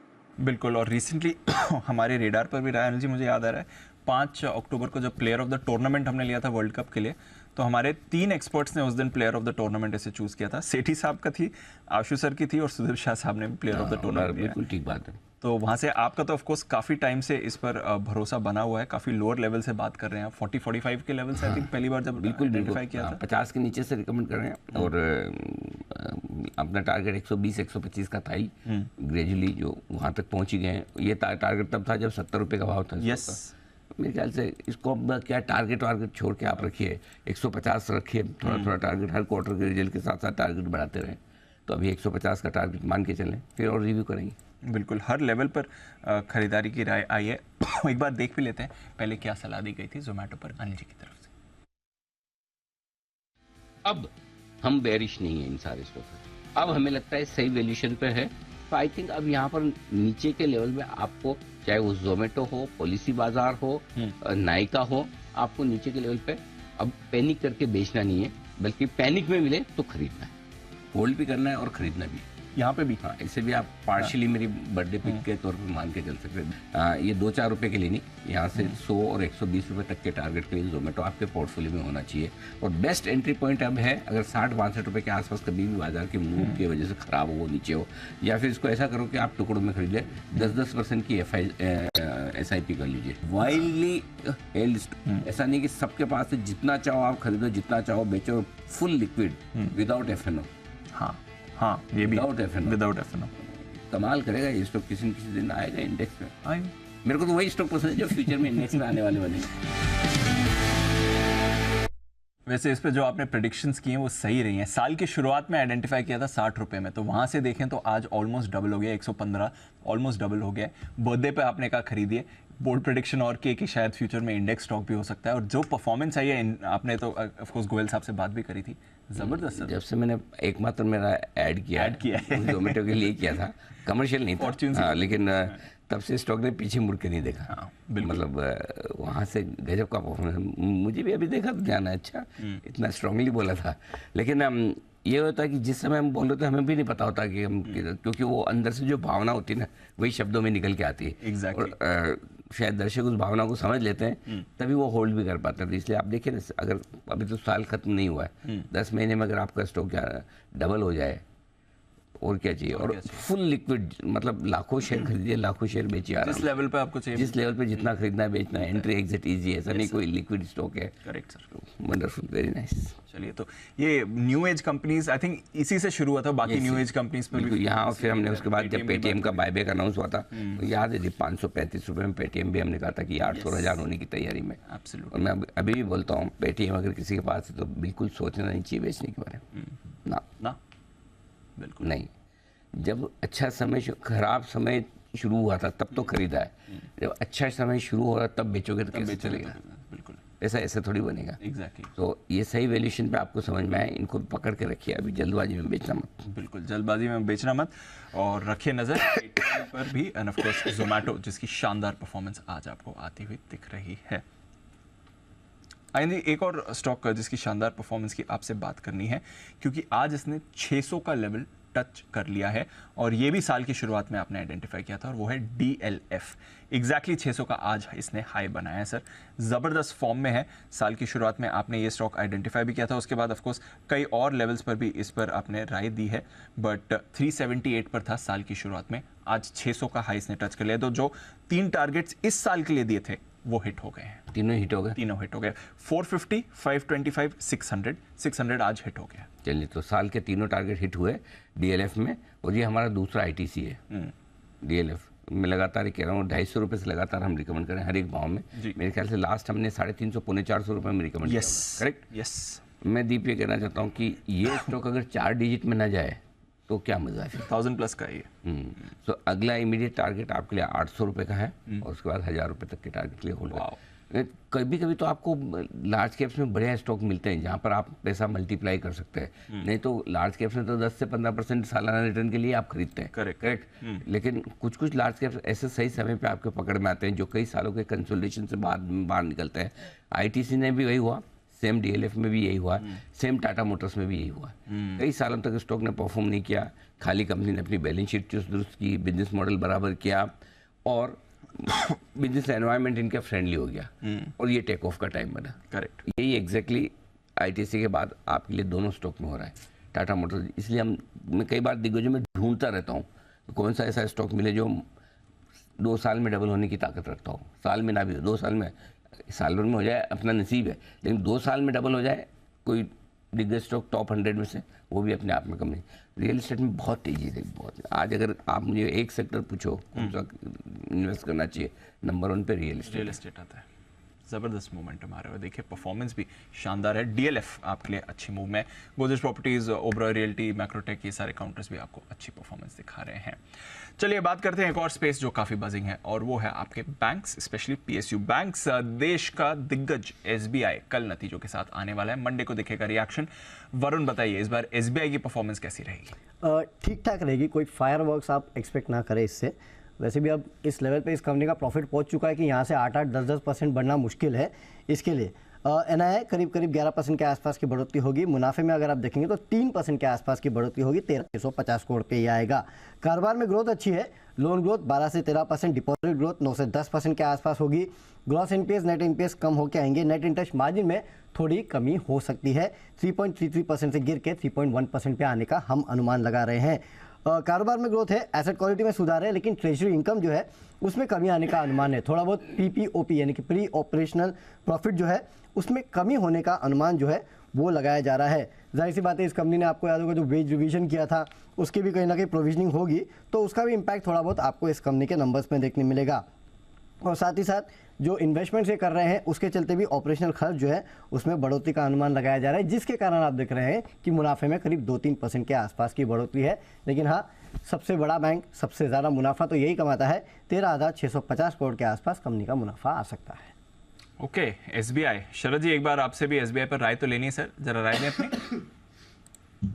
देखिए, नतीजों में इस क्वार्टर हो सकता है कि थोड़ा सा आपको टेपिड परफॉर्मेंस दिखाई दे, खास करके ट्रेजरी इनकम में फॉल की वजह से। बट लॉन्ग टर्म मैं काफ़ी बुलिश हूँ। मुझे लगता है अभी भी स्टॉक आपको 1.4-1.5 times TTM price to book पे मिल रहा है। अगले 2 साल में मुझे लगता है 12-13% जैसी एडवांसेस ग्रोथ आसानी से आनी चाहिए, उससे ज़्यादा भी आ सकती है। और NPA लेवल का कोई प्रेशर रहेगा इसकी मैं उम्मीद नहीं कर रहा। तो और ट्रेजरी इनकम भी लगभग, अब मैं मानता हूँ कि अगले 6 महीने में जो इंटरेस्ट रेट सिनेरियो है वो भी ग्लोबल स्केल पे काफ़ी बड़े तौर पे रिवर्स हो जाएगा, और ग्रेजुअली हम एक लोअर इंटरेस्ट रेट रेजिम की तरफ क्लियरली मूव करने लगेंगे। तो उसका फ़ायदा ज़्यादातर बैंक्स के नंबर में दिखेगा। तो अगर फॉरवर्ड प्राइस टू बुक 1.5 के आसपास भी चलता है तो मेरे हिसाब से 750-750 रुपये के लक्ष्य के हिसाब से SBI बाई भी किया जा सकता है इन लेवल्स पर। SBI इन लेवल्स पर आप खरीदारी की भी सोच सकते हैं। एस्कॉर्ट्स के नंबर्स आ रहे हैं and on the face of it थोड़ा अनुमान से बेहतर ही आपको नंबर्स दिख रहे हैं। 235 करोड़ का मुनाफा आपको आते हुए दिख रहा है, हमारा अनुमान था 220 करोड़ का। पिछले साल थोड़े एडजस्टमेंट थे, इसलिए बेस एडजस्टेड बेस 88 करोड़ की थी, और माफ कीजिए बेस 88 करोड़ की थी, एडजस्टेड बेस इसकी अगर आप देखें तो 143 करोड़ की। तो 143 करोड़ से भी देखें तो अच्छी खासी बढ़त है, ऑलमोस्ट 60% की बढ़त के साथ 235 करोड़ का आपका मुनाफा है।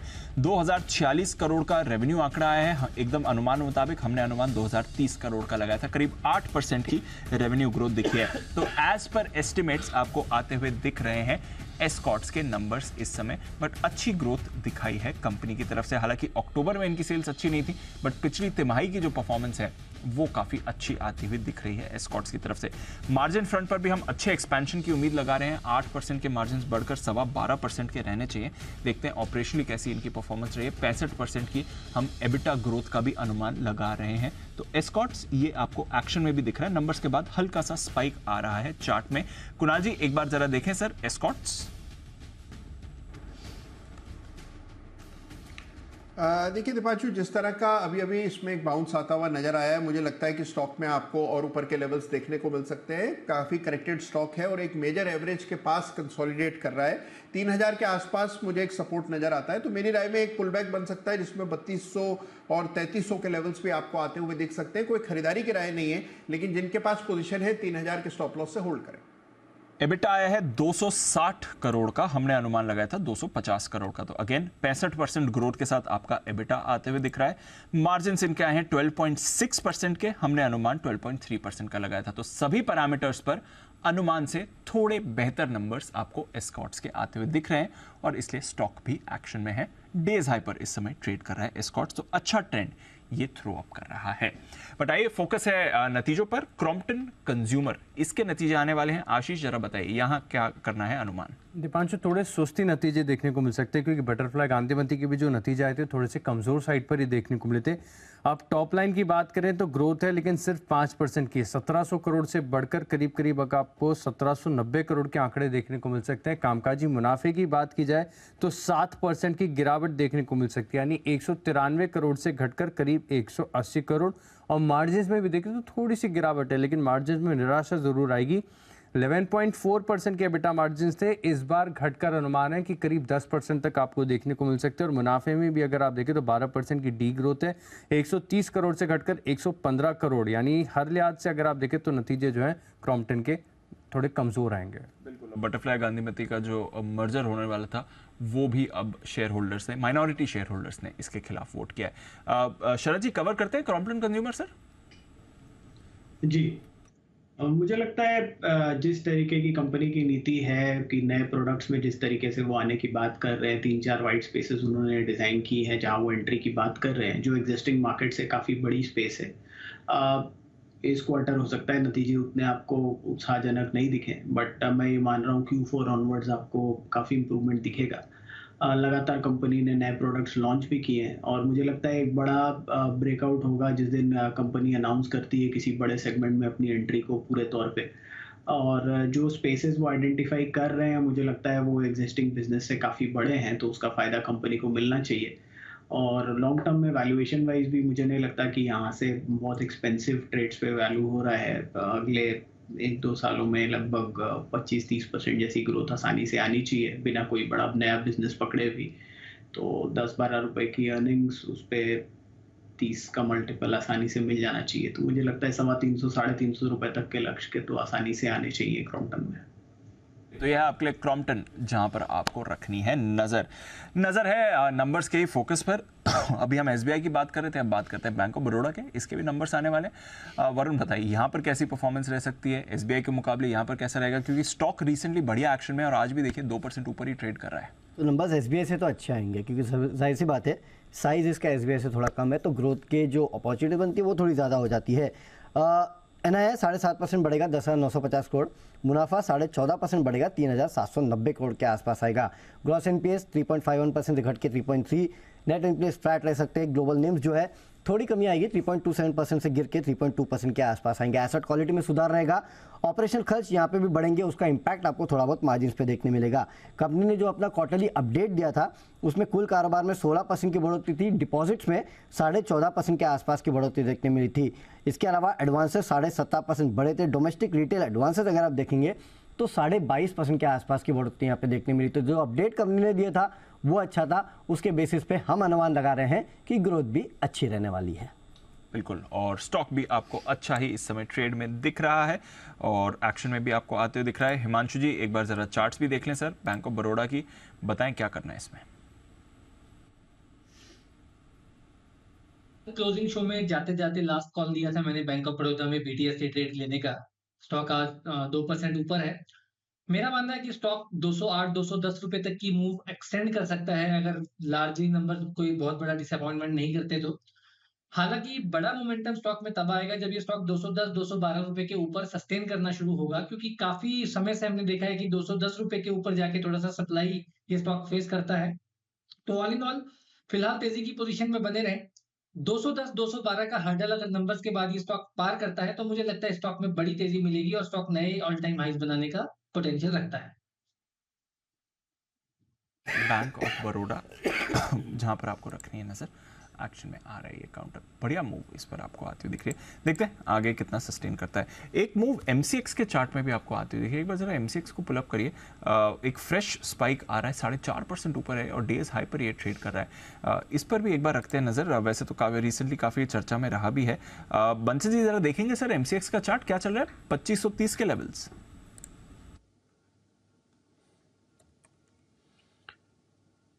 जी दीपांशु, चार्ट भी बहुत बढ़िया है। कंटिन्यूसली दीपांशु है रैली देखने को मिल रही है। काफी दिनों से स्टॉक अगर आप देखें तो पिछले 5-6 दिनों से कंटिन्यूसली अप मूव के अंदर है और ऑल टाइम हाइस पे चल रहा है दीपांशु, तो जिनके पास है होल्ड करें, गिरावट में निवेश के लिए देखें इसको। तो ये है आपके लिए MCX जहां पर रखनी है नजर। एक बार शरद जी आप भी एक बार चार्ट्स पर राय या स्टॉक पर राय देंगे। MCX आई थिंक रिसेंटली एक बढ़िया ब्रोकरेज अपग्रेड भी आया था, 3000 के टारगेट्स भी निकल कर आ रहे थे। अब देखिए अपग्रेड्स तो आए हैं, लेकिन मुझे लगता है कि अब 10-15% की ग्रोथ जो मॉडल हम लोग कर रहे हैं उसके सामने जो वैल्यूएशन पे स्टॉक है वो थोड़ा हायर साइड पे है। बाजार में हम ये उम्मीद कर रहे हैं कि थोड़ा तेजी रहेगी, तो हो सकता है थोड़ा फैब इसमें भी आए 1-2 महीने, बट प्योरली वैल्यूएशन के फ्रंट पे मुझे नहीं लगता कि इन लेवल्स पे इट मेक सेंस कि आप MCX में बने रहें, क्योंकि फॉरवर्ड ग्रोथ वगैरह 15-16% के आसपास ही आएगी। नया सॉफ्टवेयर लग के क्या नया कुछ डेवलप होता है वो देखना पड़ेगा, बट नॉर्मल केस में मुझे नहीं लगता कि कमोडिटी वॉल्यूम्स में कोई ऐसा अब नॉर्मल स्पाइक आएगा। तो जिन वैल्यूएशंस पे स्टॉक है वहां से मुझे बहुत ज़्यादा अपसाइड की गुंजाइश कम लगती है आपके लिए MCX में। और दीप, जब से MCX से नए प्लेटफॉर्म में शिफ्ट होने की खबरें आना शुरू हुई, ये 1600, 1700, 1800 रुपए से स्टॉक भागते भागते 2,500 हो गया। 2,500 देखते देखते, है ना, बहुत बढ़िया मूव है। कितना बड़ा ये पॉजिटिव ट्रिगर हुआ स्टॉक के लिए, समझिए आप, है ना, नए प्लेटफॉर्म पे जाना, तो ये पूरा गेम चेंजर हो गया। पैसे भी बचेंगे और साथ ही साथ परफॉर्मेंस भी जबरदस्त आती दिख रही है। आइए बढ़ते आगे। JK सीमेंट कल नतीजे देगा, अपने अनुमान के साथ तैयार है आशीष चतुर्वेदी।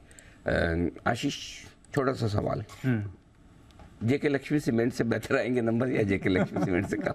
नंबर तो सर बढ़िया आ रहे हैं, और ग्रे सीमेंट की वॉल्यूम भी पिछले साल के मुकाबले 20% की अच्छे हैं, और सीमेंट स्पेस में अधिकतर कंपनी ने रिजल्ट अच्छे ही दिए हैं, तो उम्मीद यहाँ पर भी यही है। अब देखिए आय में आप देखिए 17% की अच्छी खासी तेजी देखने को मिलेगी। जो कामकाजी मुनाफा है इसमें ग्रोथ है करीब 37% का, यानी 305 करोड़ से बढ़कर 417 करोड़ के आसपास का आंकड़ा इस बार आपको देखने को मिल सकता है। और मार्जिन में भी एक्सपेंशन काफ़ी बढ़िया है, 13.7 यानी 14% से बढ़कर 16% के मार्जिन आपको देखने को मिल सकता है। टोटल मुनाफे में भी अगर आप देखें तो 24% की ग्रोथ यहाँ पर देखने को मिल सकती है। JK सीमेंट बढ़िया रिजल्ट आएंगे। बिल्कुल, तो JK सीमेंट बढ़िया रिजल्ट रहने वाले हैं। JK लक्ष्मी सीमेंट के आज बढ़िया नंबर्स आए थे, अब JK सीमेंट से भी हम अच्छी परफॉर्मेंस एक्सपेक्ट कर रहे हैं। सुमित जी, चार्ट क्या कहती है sir JK cement? Cement sector मेरे को ओवरऑल पूरा मजबूत लगता है, और जहां तक JK सीमेंट का सवाल है, JK सीमेंट के अंदर पिछले कुछ दिनों में गिरावट आया है। गिरावट के बाद अब लोअर लेवल पे इसके अंदर सपोर्ट देखने को मिल रहा है। 3000-3050 ये स्टॉक का नीचे में सपोर्ट है, तो 3050 का लेवल जब तक नीचे में टूटेगा नहीं तब तक पोजीशंस होल्ड करके चलना है। तेजी स्टॉक में बनेगी जब ऊपर में 3150, 3160 का लेवल टूटेगा। जैसे ऊपर में 3150, 3160 का लेवल टूटेगा तो JK सीमेंट फिर आने वाले समय में 3250 से 3300 रुपए तक का मूव दिखाएगा। छोटे मोटे डिप में JK सीमेंट में खरीदारी करेंगे तो फायदा रहेगा। JK सीमेंट में आपको करनी है खरीदारी, यहां पर रखिए नजर। बाय द वे, एक अपडेट देना है, वेदांता के नंबर्स भी कल आने वाले हैं। कंपनी ने कल शाम को डिस्क्लोजर डाला है कि कल यानी कि सैटरडे को वेदांता के नंबर्स भी आपको आते हुए दिखेंगे। तो देखते हैं क्या परफॉर्मेंस आ रही है। 2-3 दिनों से बाकी मेटल्स अब थोड़े सुस्त है, आज तो ऑफकोर्स पूरा मेटल स्पेस एक्टिव है, जब रिसेंटली बाकी मेटल्स भी सुस्त रहे, वेदांता आपको थोड़ा एक्टिव दिखा है। इसके नंबर्स आने वाले हैं कल। शरद जी, कोई व्यू रखते हैं सर वेदांता पर? देखिए इन वैल्यूएशंस पे मुझे नहीं लगता कि बहुत ज़्यादा गिरने की गुंजाइश तो बचती है वेदांता में। अब जैसे जैसे ये जो इंटरनेशनली इनके जो पेरेंट का प्रॉब्लम है वो ये कैसे एब्जॉर्ब करते हैं और उसको कैसे एब्जॉल्व करते हैं वो मेन इशू रहेगा। बट आप अगर एक रिस्की ट्रेड लेना चाहते हैं तो मुझे लगता है इन लेवल्स पे बहुत ज़्यादा रिस्क नहीं बचता वैल्यूएशन के टाइप्स पे। और मुझे लगता है एसेट्स वगैरह हैं कंपनी के पास में, अब जैसे वो उसको मोनेटाइज करते हैं और कैसे इस प्रॉब्लम में से निकल के आते हैं वो एक चीज़ देखने लायक होगी। बट अदरवाइज अगर प्योरली कंपनी के बेसिस पे देखें तो मुझे लगता है इन वैल्यूएशंस पे रिस्क बहुत ज़्यादा कम है। यहाँ से कम भी अगर नॉर्मल वैल्यूएशंस पे भी ट्रेड करता है 9-10 टाइम भी, तो मुझे लगता है 50 से 75 रुपए की अपसाइड तो यहाँ से बनती है स्टॉक में। तो ये है आपके लिए एक्शन वेदांता में आते हुए दिख सकता है। देखते हैं नंबर्स कैसे आएंगे। कल आएंगे नंबर्स, तो मंडे को ये भी एक रिएक्शन इंपॉर्टेंट रहेगा। कल आशीष आने वाले हैं आरती इंडस्ट्रीज के भी नंबर्स, जरा यहाँ पर भी बताइए क्या है बाजार का अनुमान? दीपांशु, थोड़े से कमजोर साइड पर ही नतीजे देखने को मिल सकते हैं। केमिकल स्पेस इस तिमाही के दौरान भी देखें तो थोड़ा सा लैग ही कर रहा है। अब रेवेन्यू में 11% की गिरावट है, और दरअसल जो चाइना से सप्लाई बढ़ी है, कीमतें घटी हैं, इसका इम्पैक्ट यहाँ पर आपको देखने को मिलेगा। कामकाजी मुनाफे की बात की जाए तो अच्छी खासी गिरावट है, 267 करोड़ से घटकर 210 करोड़ का आंकड़ा है। और मुनाफे के बाद अगर आप मार्जिन्स की बात करें तो 16% से घटकर करीब 14% के एबिटा मार्जिन यहाँ पर आपको देखने को मिलेंगे। टोटल मुनाफे की बात करें तो डेंट काफ़ी ज़्यादा है, 124 करोड़ का जो इसी तिमाही के दौरान पिछले साल मुनाफा था, अब इस बार घटकर 60 करोड़ के आसपास देखने को मिलेगा। यानी ओवरऑल अगर आप देखें तो काफ़ी कमज़ोर नतीजे सारी केमिकल स्टॉक्स की तरह आरती इंडस्ट्रीज़ के भी आएंगे। बिल्कुल, केमिकल से कुछ ज़्यादा खास परफॉर्मेंस हमें दिखी भी नहीं है, कुछ ज़्यादा खास परफॉर्मेंस का अनुमान भी मत लगाइए, ये आशीष आपको बता रहे हैं। हालांकि रिसेंटली नंबर्स के बाद जो आउटलुक आया कंपनीज की तरफ से वो थोड़ा बेहतर रहा है, बट ज़बरदस्त मूव आ रही है अनिल जी जोमेटो में। एक बार जोमेटो का चार्ट जरा दोबारा पुलअप करिए। मुनाफे में फाइनली आ गई है कंपनी 10% ऊपर, 9% इस समय दिख रहा है, बट ऑलमोस्ट 10%। 120 का जो आपका टारगेट लग रहा है आज ही इसने हिट करना है सर। ये आज के सेशन में एक चीज़ इंटरेस्टिंग दिख रही थी, जिन कंपनियों के टर्न अराउंड वाले नतीजे हैं या मजबूत नतीजे हैं उनमें जबरदस्त एक्शन है। जोमेटो तो आपके सामने ही है कि पहली बार मुनाफे में, आपके घाटे से मुनाफे में आई है। तिलक नगर देखिए, जो सुबह हमने स्टॉक रिकमेंड किया था, और 14% ऊपर है।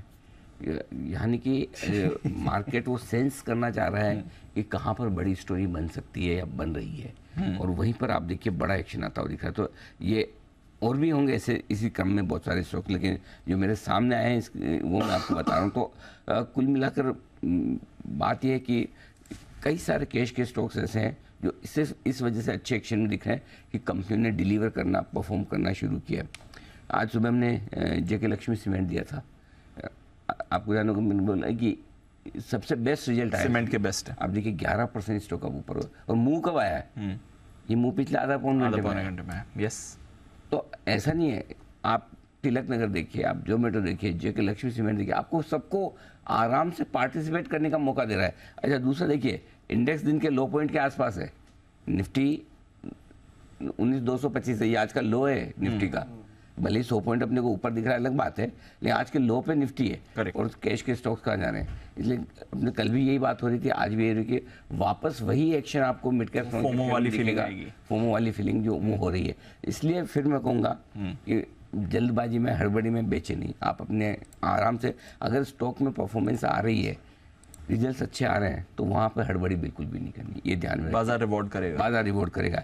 अब आप रोज हरे निशान में देखना जो 10-15 दिन की तकलीफ अगर आपने समझो 10-15 दिन की तकलीफ में आपने कोई इस तरह के स्टॉक बेच दिए, अब वापस ले सकते हैं क्या? आप कभी नहीं ले पाएंगे, और हर रोज तो बढ़ नहीं सकता ना स्टॉक। तो आई थिंक बढ़िया स्टॉक है तो पकड़ के बैठे रहेंगे। कुछ समय पहले 90 पे मिल रहा था जोमेटो, आज 120 हो गया। वही बात है। चलिए फाइनल स्ट्रैटेजी ले लें सर आज की, नहीं लेते हैं अंजी की आज की फाइनल मार्केट स्ट्रैटेजी।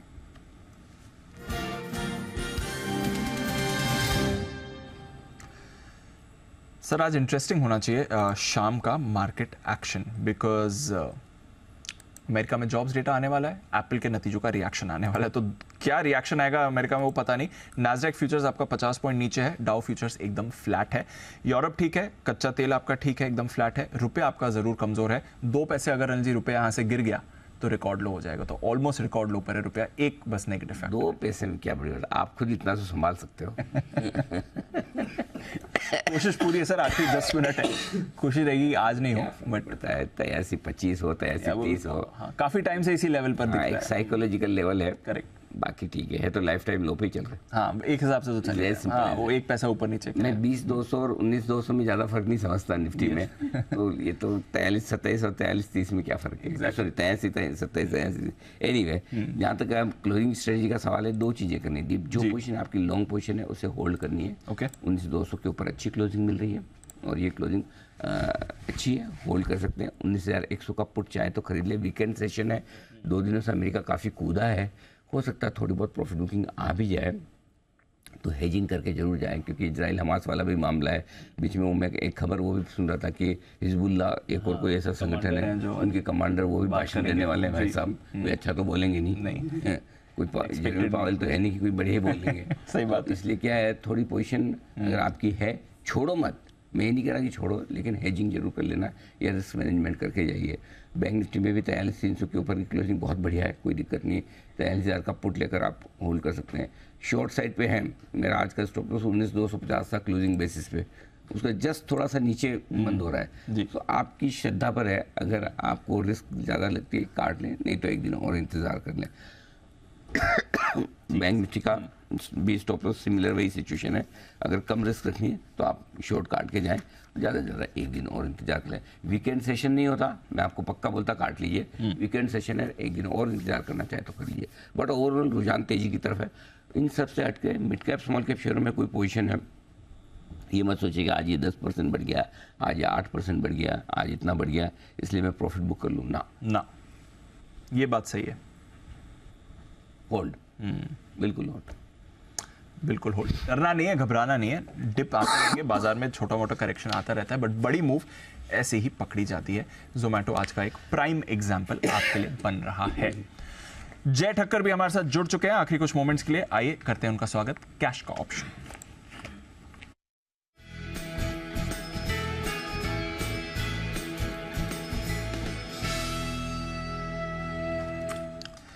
माफ कीजिएगा, जैकपॉट कॉल लेकर तैयार हैं। जय, गुड आफ्टरनून, बताइए। Good afternoon to you Deep and very good afternoon to you Anil ji. Well Deep, morning में ये व्यू था। एक मिनट, जय दीप को खाली गुड आफ्टरनून, मेरे को वेरी भी लगाया आगे। आपको कैसे पता चला कि आपकी शुभकामनाओं की ज्यादा जरूरत मुझे है? अनिल जी वो ऐसे ही ध्यान में नहीं रहा, बट दीप को भी अनिल जी आपके पॉइंट तो आपका सही है अनिल जी। अच्छा, मुझे लगा कि मेरी तबीयत खराब ज्यादा है तो इस चक्कर में मुझे आपने स्पेशल एक वेरी लगाया। हाँ, कंसर्न पे। अच्छा अनिल जी, ऐसा है तो Anil ji take care Anil ji, and I hope and pray that you get well soon. Thank you, बताएं सर। अनिल जी, व्यू मेरा यही था कि थोड़ा बहुत आज प्रेशर मार्केट में देखने मिलेगा, इसीलिए सेंसेक्स एक बार पुट ऑप्शन दिया, फिर हमने एग्जिट भी करवा के वहीं पे ऑप्शन।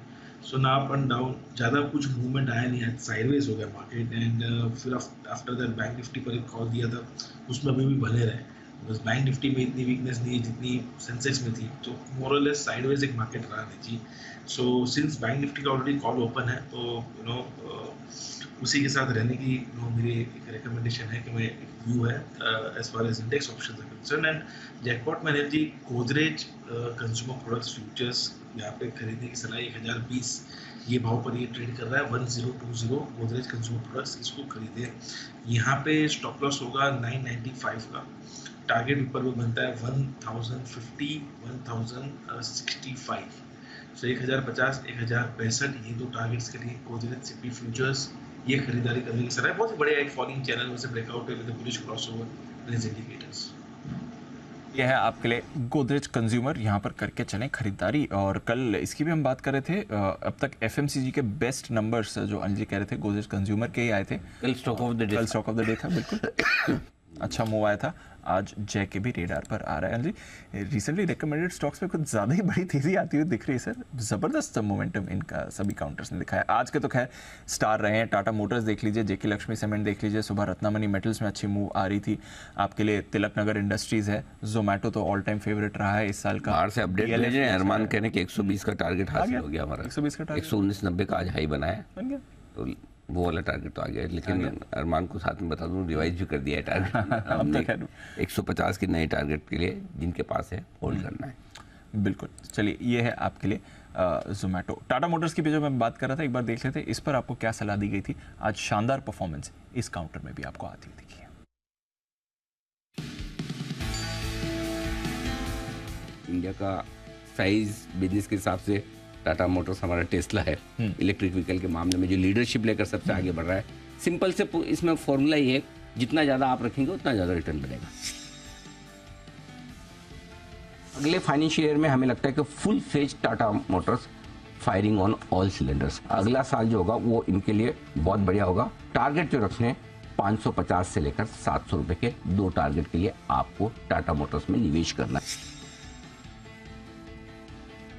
हर रिजल्ट के बाद मेरा प्यार बढ़ रहा है इस स्टॉक के लिए। बहुत ही बढ़िया नंबर्स है, बहुत बढ़िया मूव है टाटा के मैनेजमेंट का। मतलब दोनों सिलेंडर जबरदस्त तेजी से फायर कर रहे हैं, ग्लोबल भी और लोकल भी। ढूंढने से गलती नहीं मिलेगी। Correct. Anil ji, Tata motors pick of the year में आपने 3 स्टॉक दिए थे। टाटा मोटर्स हमने अभी किया तीनों टारगेट। टाटा मोटर्स 460 और 525 के टारगेट थे, 394 पर था उस दिन। वहां पर तो खैर टारगेट आकर और ऊपर चले गए हैं टाटा मोटर्स। टाटा कम्युनिकेशंस उस दिन 1288 पे था, 1288। 1600 का पहला टारगेट था, 2000 का दूसरा टारगेट था, 3500 का खैर आपका बहुत लंबा टारगेट है। इस साल का हाई उसका 1957 का है, तो almost second target Tata com ने हिट किया है, सारे टारगेट टाटा मोटर्स और डीएलएफ ने हिट किया है, और जोमेटो अगले दिन रेकमेंड किया था, वो भी आपका डबल हो चुका है। मतलब 2023 का साल काफी अच्छा है, काफी बढ़िया रहा परफॉर्मेंस के साथ। साल की शुरुआत में स्टॉक्स रेकमेंड आइडेंटिफाई किए थे, वो बढ़िया रहे। इस साल एक्चुअली मैं आपको बताना चाहता हूँ, आपने पूछा तो कि हमने स्ट्रेटेजी चेंज की है जी। इस साल स्पेशली मार्च अप्रैल से हमने स्ट्रेटजी में जो बड़ा बदलाव किया वो है कि बाय एंड होल्ड वाली स्ट्रेटजी में जाना है। पहले क्या था कि आज के 2000 कल के 2000 में ट्रेडिंग वाले बहुत सारे स्टॉक्स होते हैं, क्योंकि पहले मार्केट वैसा था। एग्जैक्टली आपको पिच के हिसाब से खेलना पड़ेगा। अगर आपकी पिच सिंगल्स लेने वाली तो सिंगल्स लीजिए, लेकिन ये पिच कैसी है इस साल साफ समझ में आ रहा था। अगर आप पकड़ के बैठे रहेंगे ना तो मोटा पैसा बनेगा, क्योंकि बड़े वाले बुल रन में जब आप घुसते हैं जो स्ट्रक्चरली बढ़िया बुल रन है वहाँ पर बाय एंड होल्ड से पैसा बनता है, ट्रेड करने से नहीं बनता। 5% लेके निकल जाओगे तो छूट जाएगा। यहाँ पर अगर पकड़ के थोड़ी क्वांटिटी पकड़ के बैठोगे तो बड़ा पैसा बनेगा। सो आई थिंक इस वजह से चलो इंटरेस्टिंग, तीनों ही इस साल की पिक, सारे टारगेट्स बढ़िया परफॉर्मेंस रही है इन सब की। तो चलिए ये है आपके लिए कुछ स्टॉक्स पर भी अपडेट, अच्छा एक्शन आ रहा है, बाजार के लिए भी अच्छा एक्शन रहा है ये हफ्ता। बीच में थोड़ा डिप इन परफॉर्मेंस आया था, बट कल और आज का बाउंस बैक आपको शानदार दिखा है। 19,200 के ऊपर निफ्टी क्लोजिंग के लिए हो रहा है तैयार। बैंक निफ्टी आपका 43,300 के ऊपर क्लोजिंग दे रहा है। तो कुछ और इंपॉर्टेंट लेवल्स आज आपने क्रॉस किए हैं। बैंक्स का तो सहारा था, autos, health care, pharma, consumption, यहां से भी आपको बढ़िया मूव दिखिए। फाइनेंशियल्स भी एक्टिव थे, सारे सेक्टर्स ऊपर गए हैं और 1.25% आपका स्मॉल कैप इंडेक्स बंद हो रहा है। 0.5% की तेजी आपको मिड कैप इंडेक्स में दिख रही है और शानदार परफॉर्मेंस वहां पर आपको आती हुई दिखी है। तो बढ़िया हफ्ता रहा है, ग्लोबल बाउंस बैक का भी सहारा है। अब देखते हैं आज शाम को अमेरिका में क्या होता है और साथ ही नतीजों का रिएक्शन आपको कैसा दिखेगा। आइए आज शाम का क्या क्या तैयारी करी आपके लिए ये भी हम बता देते हैं। थोड़ा कमोडिटी बाजार पर भी एक्शन बन रहा है। सेबी ने चना, सरसों, सोयाबीन समेत 7 एग्री कमोडिटीज की ट्रेडिंग पर बैन को 1 साल और बढ़ा दिया है। इंडस्ट्री दोबारा इन कमोडिटीज में ट्रेडिंग शुरू करने की लगातार मांग कर रही थी। दरअसल 2021 में महंगाई को काबू करने के लिए ट्रेडिंग को बैन कर दिया था। क्या रोक को बढ़ाना जरूरी बन गया था? एग्री कमोडिटीज की ट्रेडिंग पॉलिसी में कौन से बदलाव की जरूरत है? क्या वाकई महंगाई और वायदा ट्रेड का कोई कनेक्शन है? इन्हीं मुद्दों पर होगी चर्चा हमारे खास शो वायदा में कितना गम है, आज शाम 4:30 बजे। इसके अलावा वायु प्रदूषण का खतरा दिनों दिन बढ़ता जा रहा है। लंग और हार्ट को तो ये बीमार कर ही रहा है। एक नई स्टडी के मुताबिक अब ये टाइप 2 डायबिटीज को भी आपका एक रीजन बन सकता है आपको टाइप 2 डायबिटीज लाने का। ऐसे में आज शाम 6 बजे हम इसी पर करेंगे चर्चा। समझेंगे कि एयर पोल्यूशन का डायबिटीज से क्या है कनेक्शन। क्या देश में शुगर के बढ़ते मरीजों की संख्या की एक बड़ी वजह एयर पोल्यूशन भी हो सकता है? इसे भी समझेंगे और साथ ही इससे बचने के उपायों पर भी एक्सपर्ट से करेंगे बातचीत। होने वाले हमारे साथ doctor Farhad Angle, senior diabetologist, Fortis Hiranandani hospital, doctor Sandeep Nair, principal director respiratory diseases, BLK Max hospital, और साथ ही doctor Mahipal Sachdev, chairman and director centre for sight. तो ये है आपके लिए आज का खास शो, धुआं शहर हुआ शुगर। एनपीएस से रिटायरमेंट के बाद अब आप मैच्योरिटी की रकम एक मुश्त की जगह सिस्टमैटिक लमसम विड्रॉल के जरिए भी ले सकते हैं। इस सुविधा को आपको नियमित अंतराल में कैश फ्लो बढ़ाने में मदद मिलेगी। आज बताएंगे कैसे इस सुविधा का फायदा आप ले सकते हैं और एनपीएस से प्री मैच्योर निकासी के नियम क्या हैं। शाम 6:30 बजे मनी गुरु में देखिए एनपीएस का सिस्टमैटिक विड्रॉल प्लान। होने वाले हैं हमारे साथ पंकज मटवाल साहब, MD ऑप्टिमा मनी, और Vishwajeet Parashar, mutual fund expert. Bloomberg की एक रिपोर्ट में एक चौंकाने वाला खुलासा हुआ है। रिपोर्ट बताती है कि पश्चिम के देशों में खाने पीने के प्रति जागरूकता के चलते अब बड़ी फास्ट फूड कंपनियां भारत में अपने कारोबार विस्तार कर रहा है और ये ट्रेंड ऐसा ही चलता रहा तो भारत में जंक फूड एक बड़ा पब्लिक हेल्थ क्राइसिस बन जाएगा। आज इंडिया 360 की कवर स्टोरी में करेंगे बातचीत भारत में तेजी से बढ़ते जंक फूड के चलन की और कैसे कंपनियां सेहत के प्रति भारतीयों की लापरवाही को अपने फायदे के लिए बना रही हैं। देखना मत भूलिएगा इंडिया 360 में हमारी कवर स्टोरी पश्चिम का कचरा भारत में पसरा, आज शाम 8 बजे।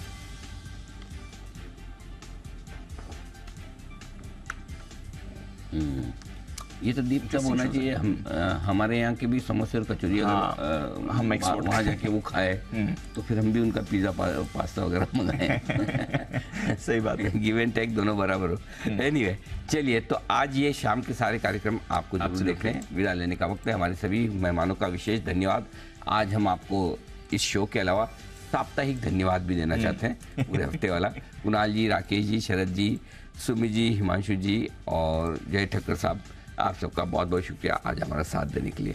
मुझे और दीप को इजाज़त दीजिए। नेहा जी हमारे साथ हैं इस वक्त और बताएंगी वो कमोडिटी बाजार का आगे का एक्शन। नेहा। सर, खाने के तेल में खासा एक्शन दिखाई दे रहा है क्योंकि इस वक्त जब हम बात कर रहे हैं तो इंडोनेशिया में एक बड़ी तेल कॉन्फ्रेंस हो रही है जिसमें दुनिया के बड़े तेल एक्सपर्ट्स जुड़े हुए हैं और उनकी तरफ से जो कमेंट्री निकल कर आ रही है वो इस तरफ इशारा कर रही है कि खाने के तेलों में जिसमें मल्टी मंथ लोज है अब वहां बॉटम बन चुका है।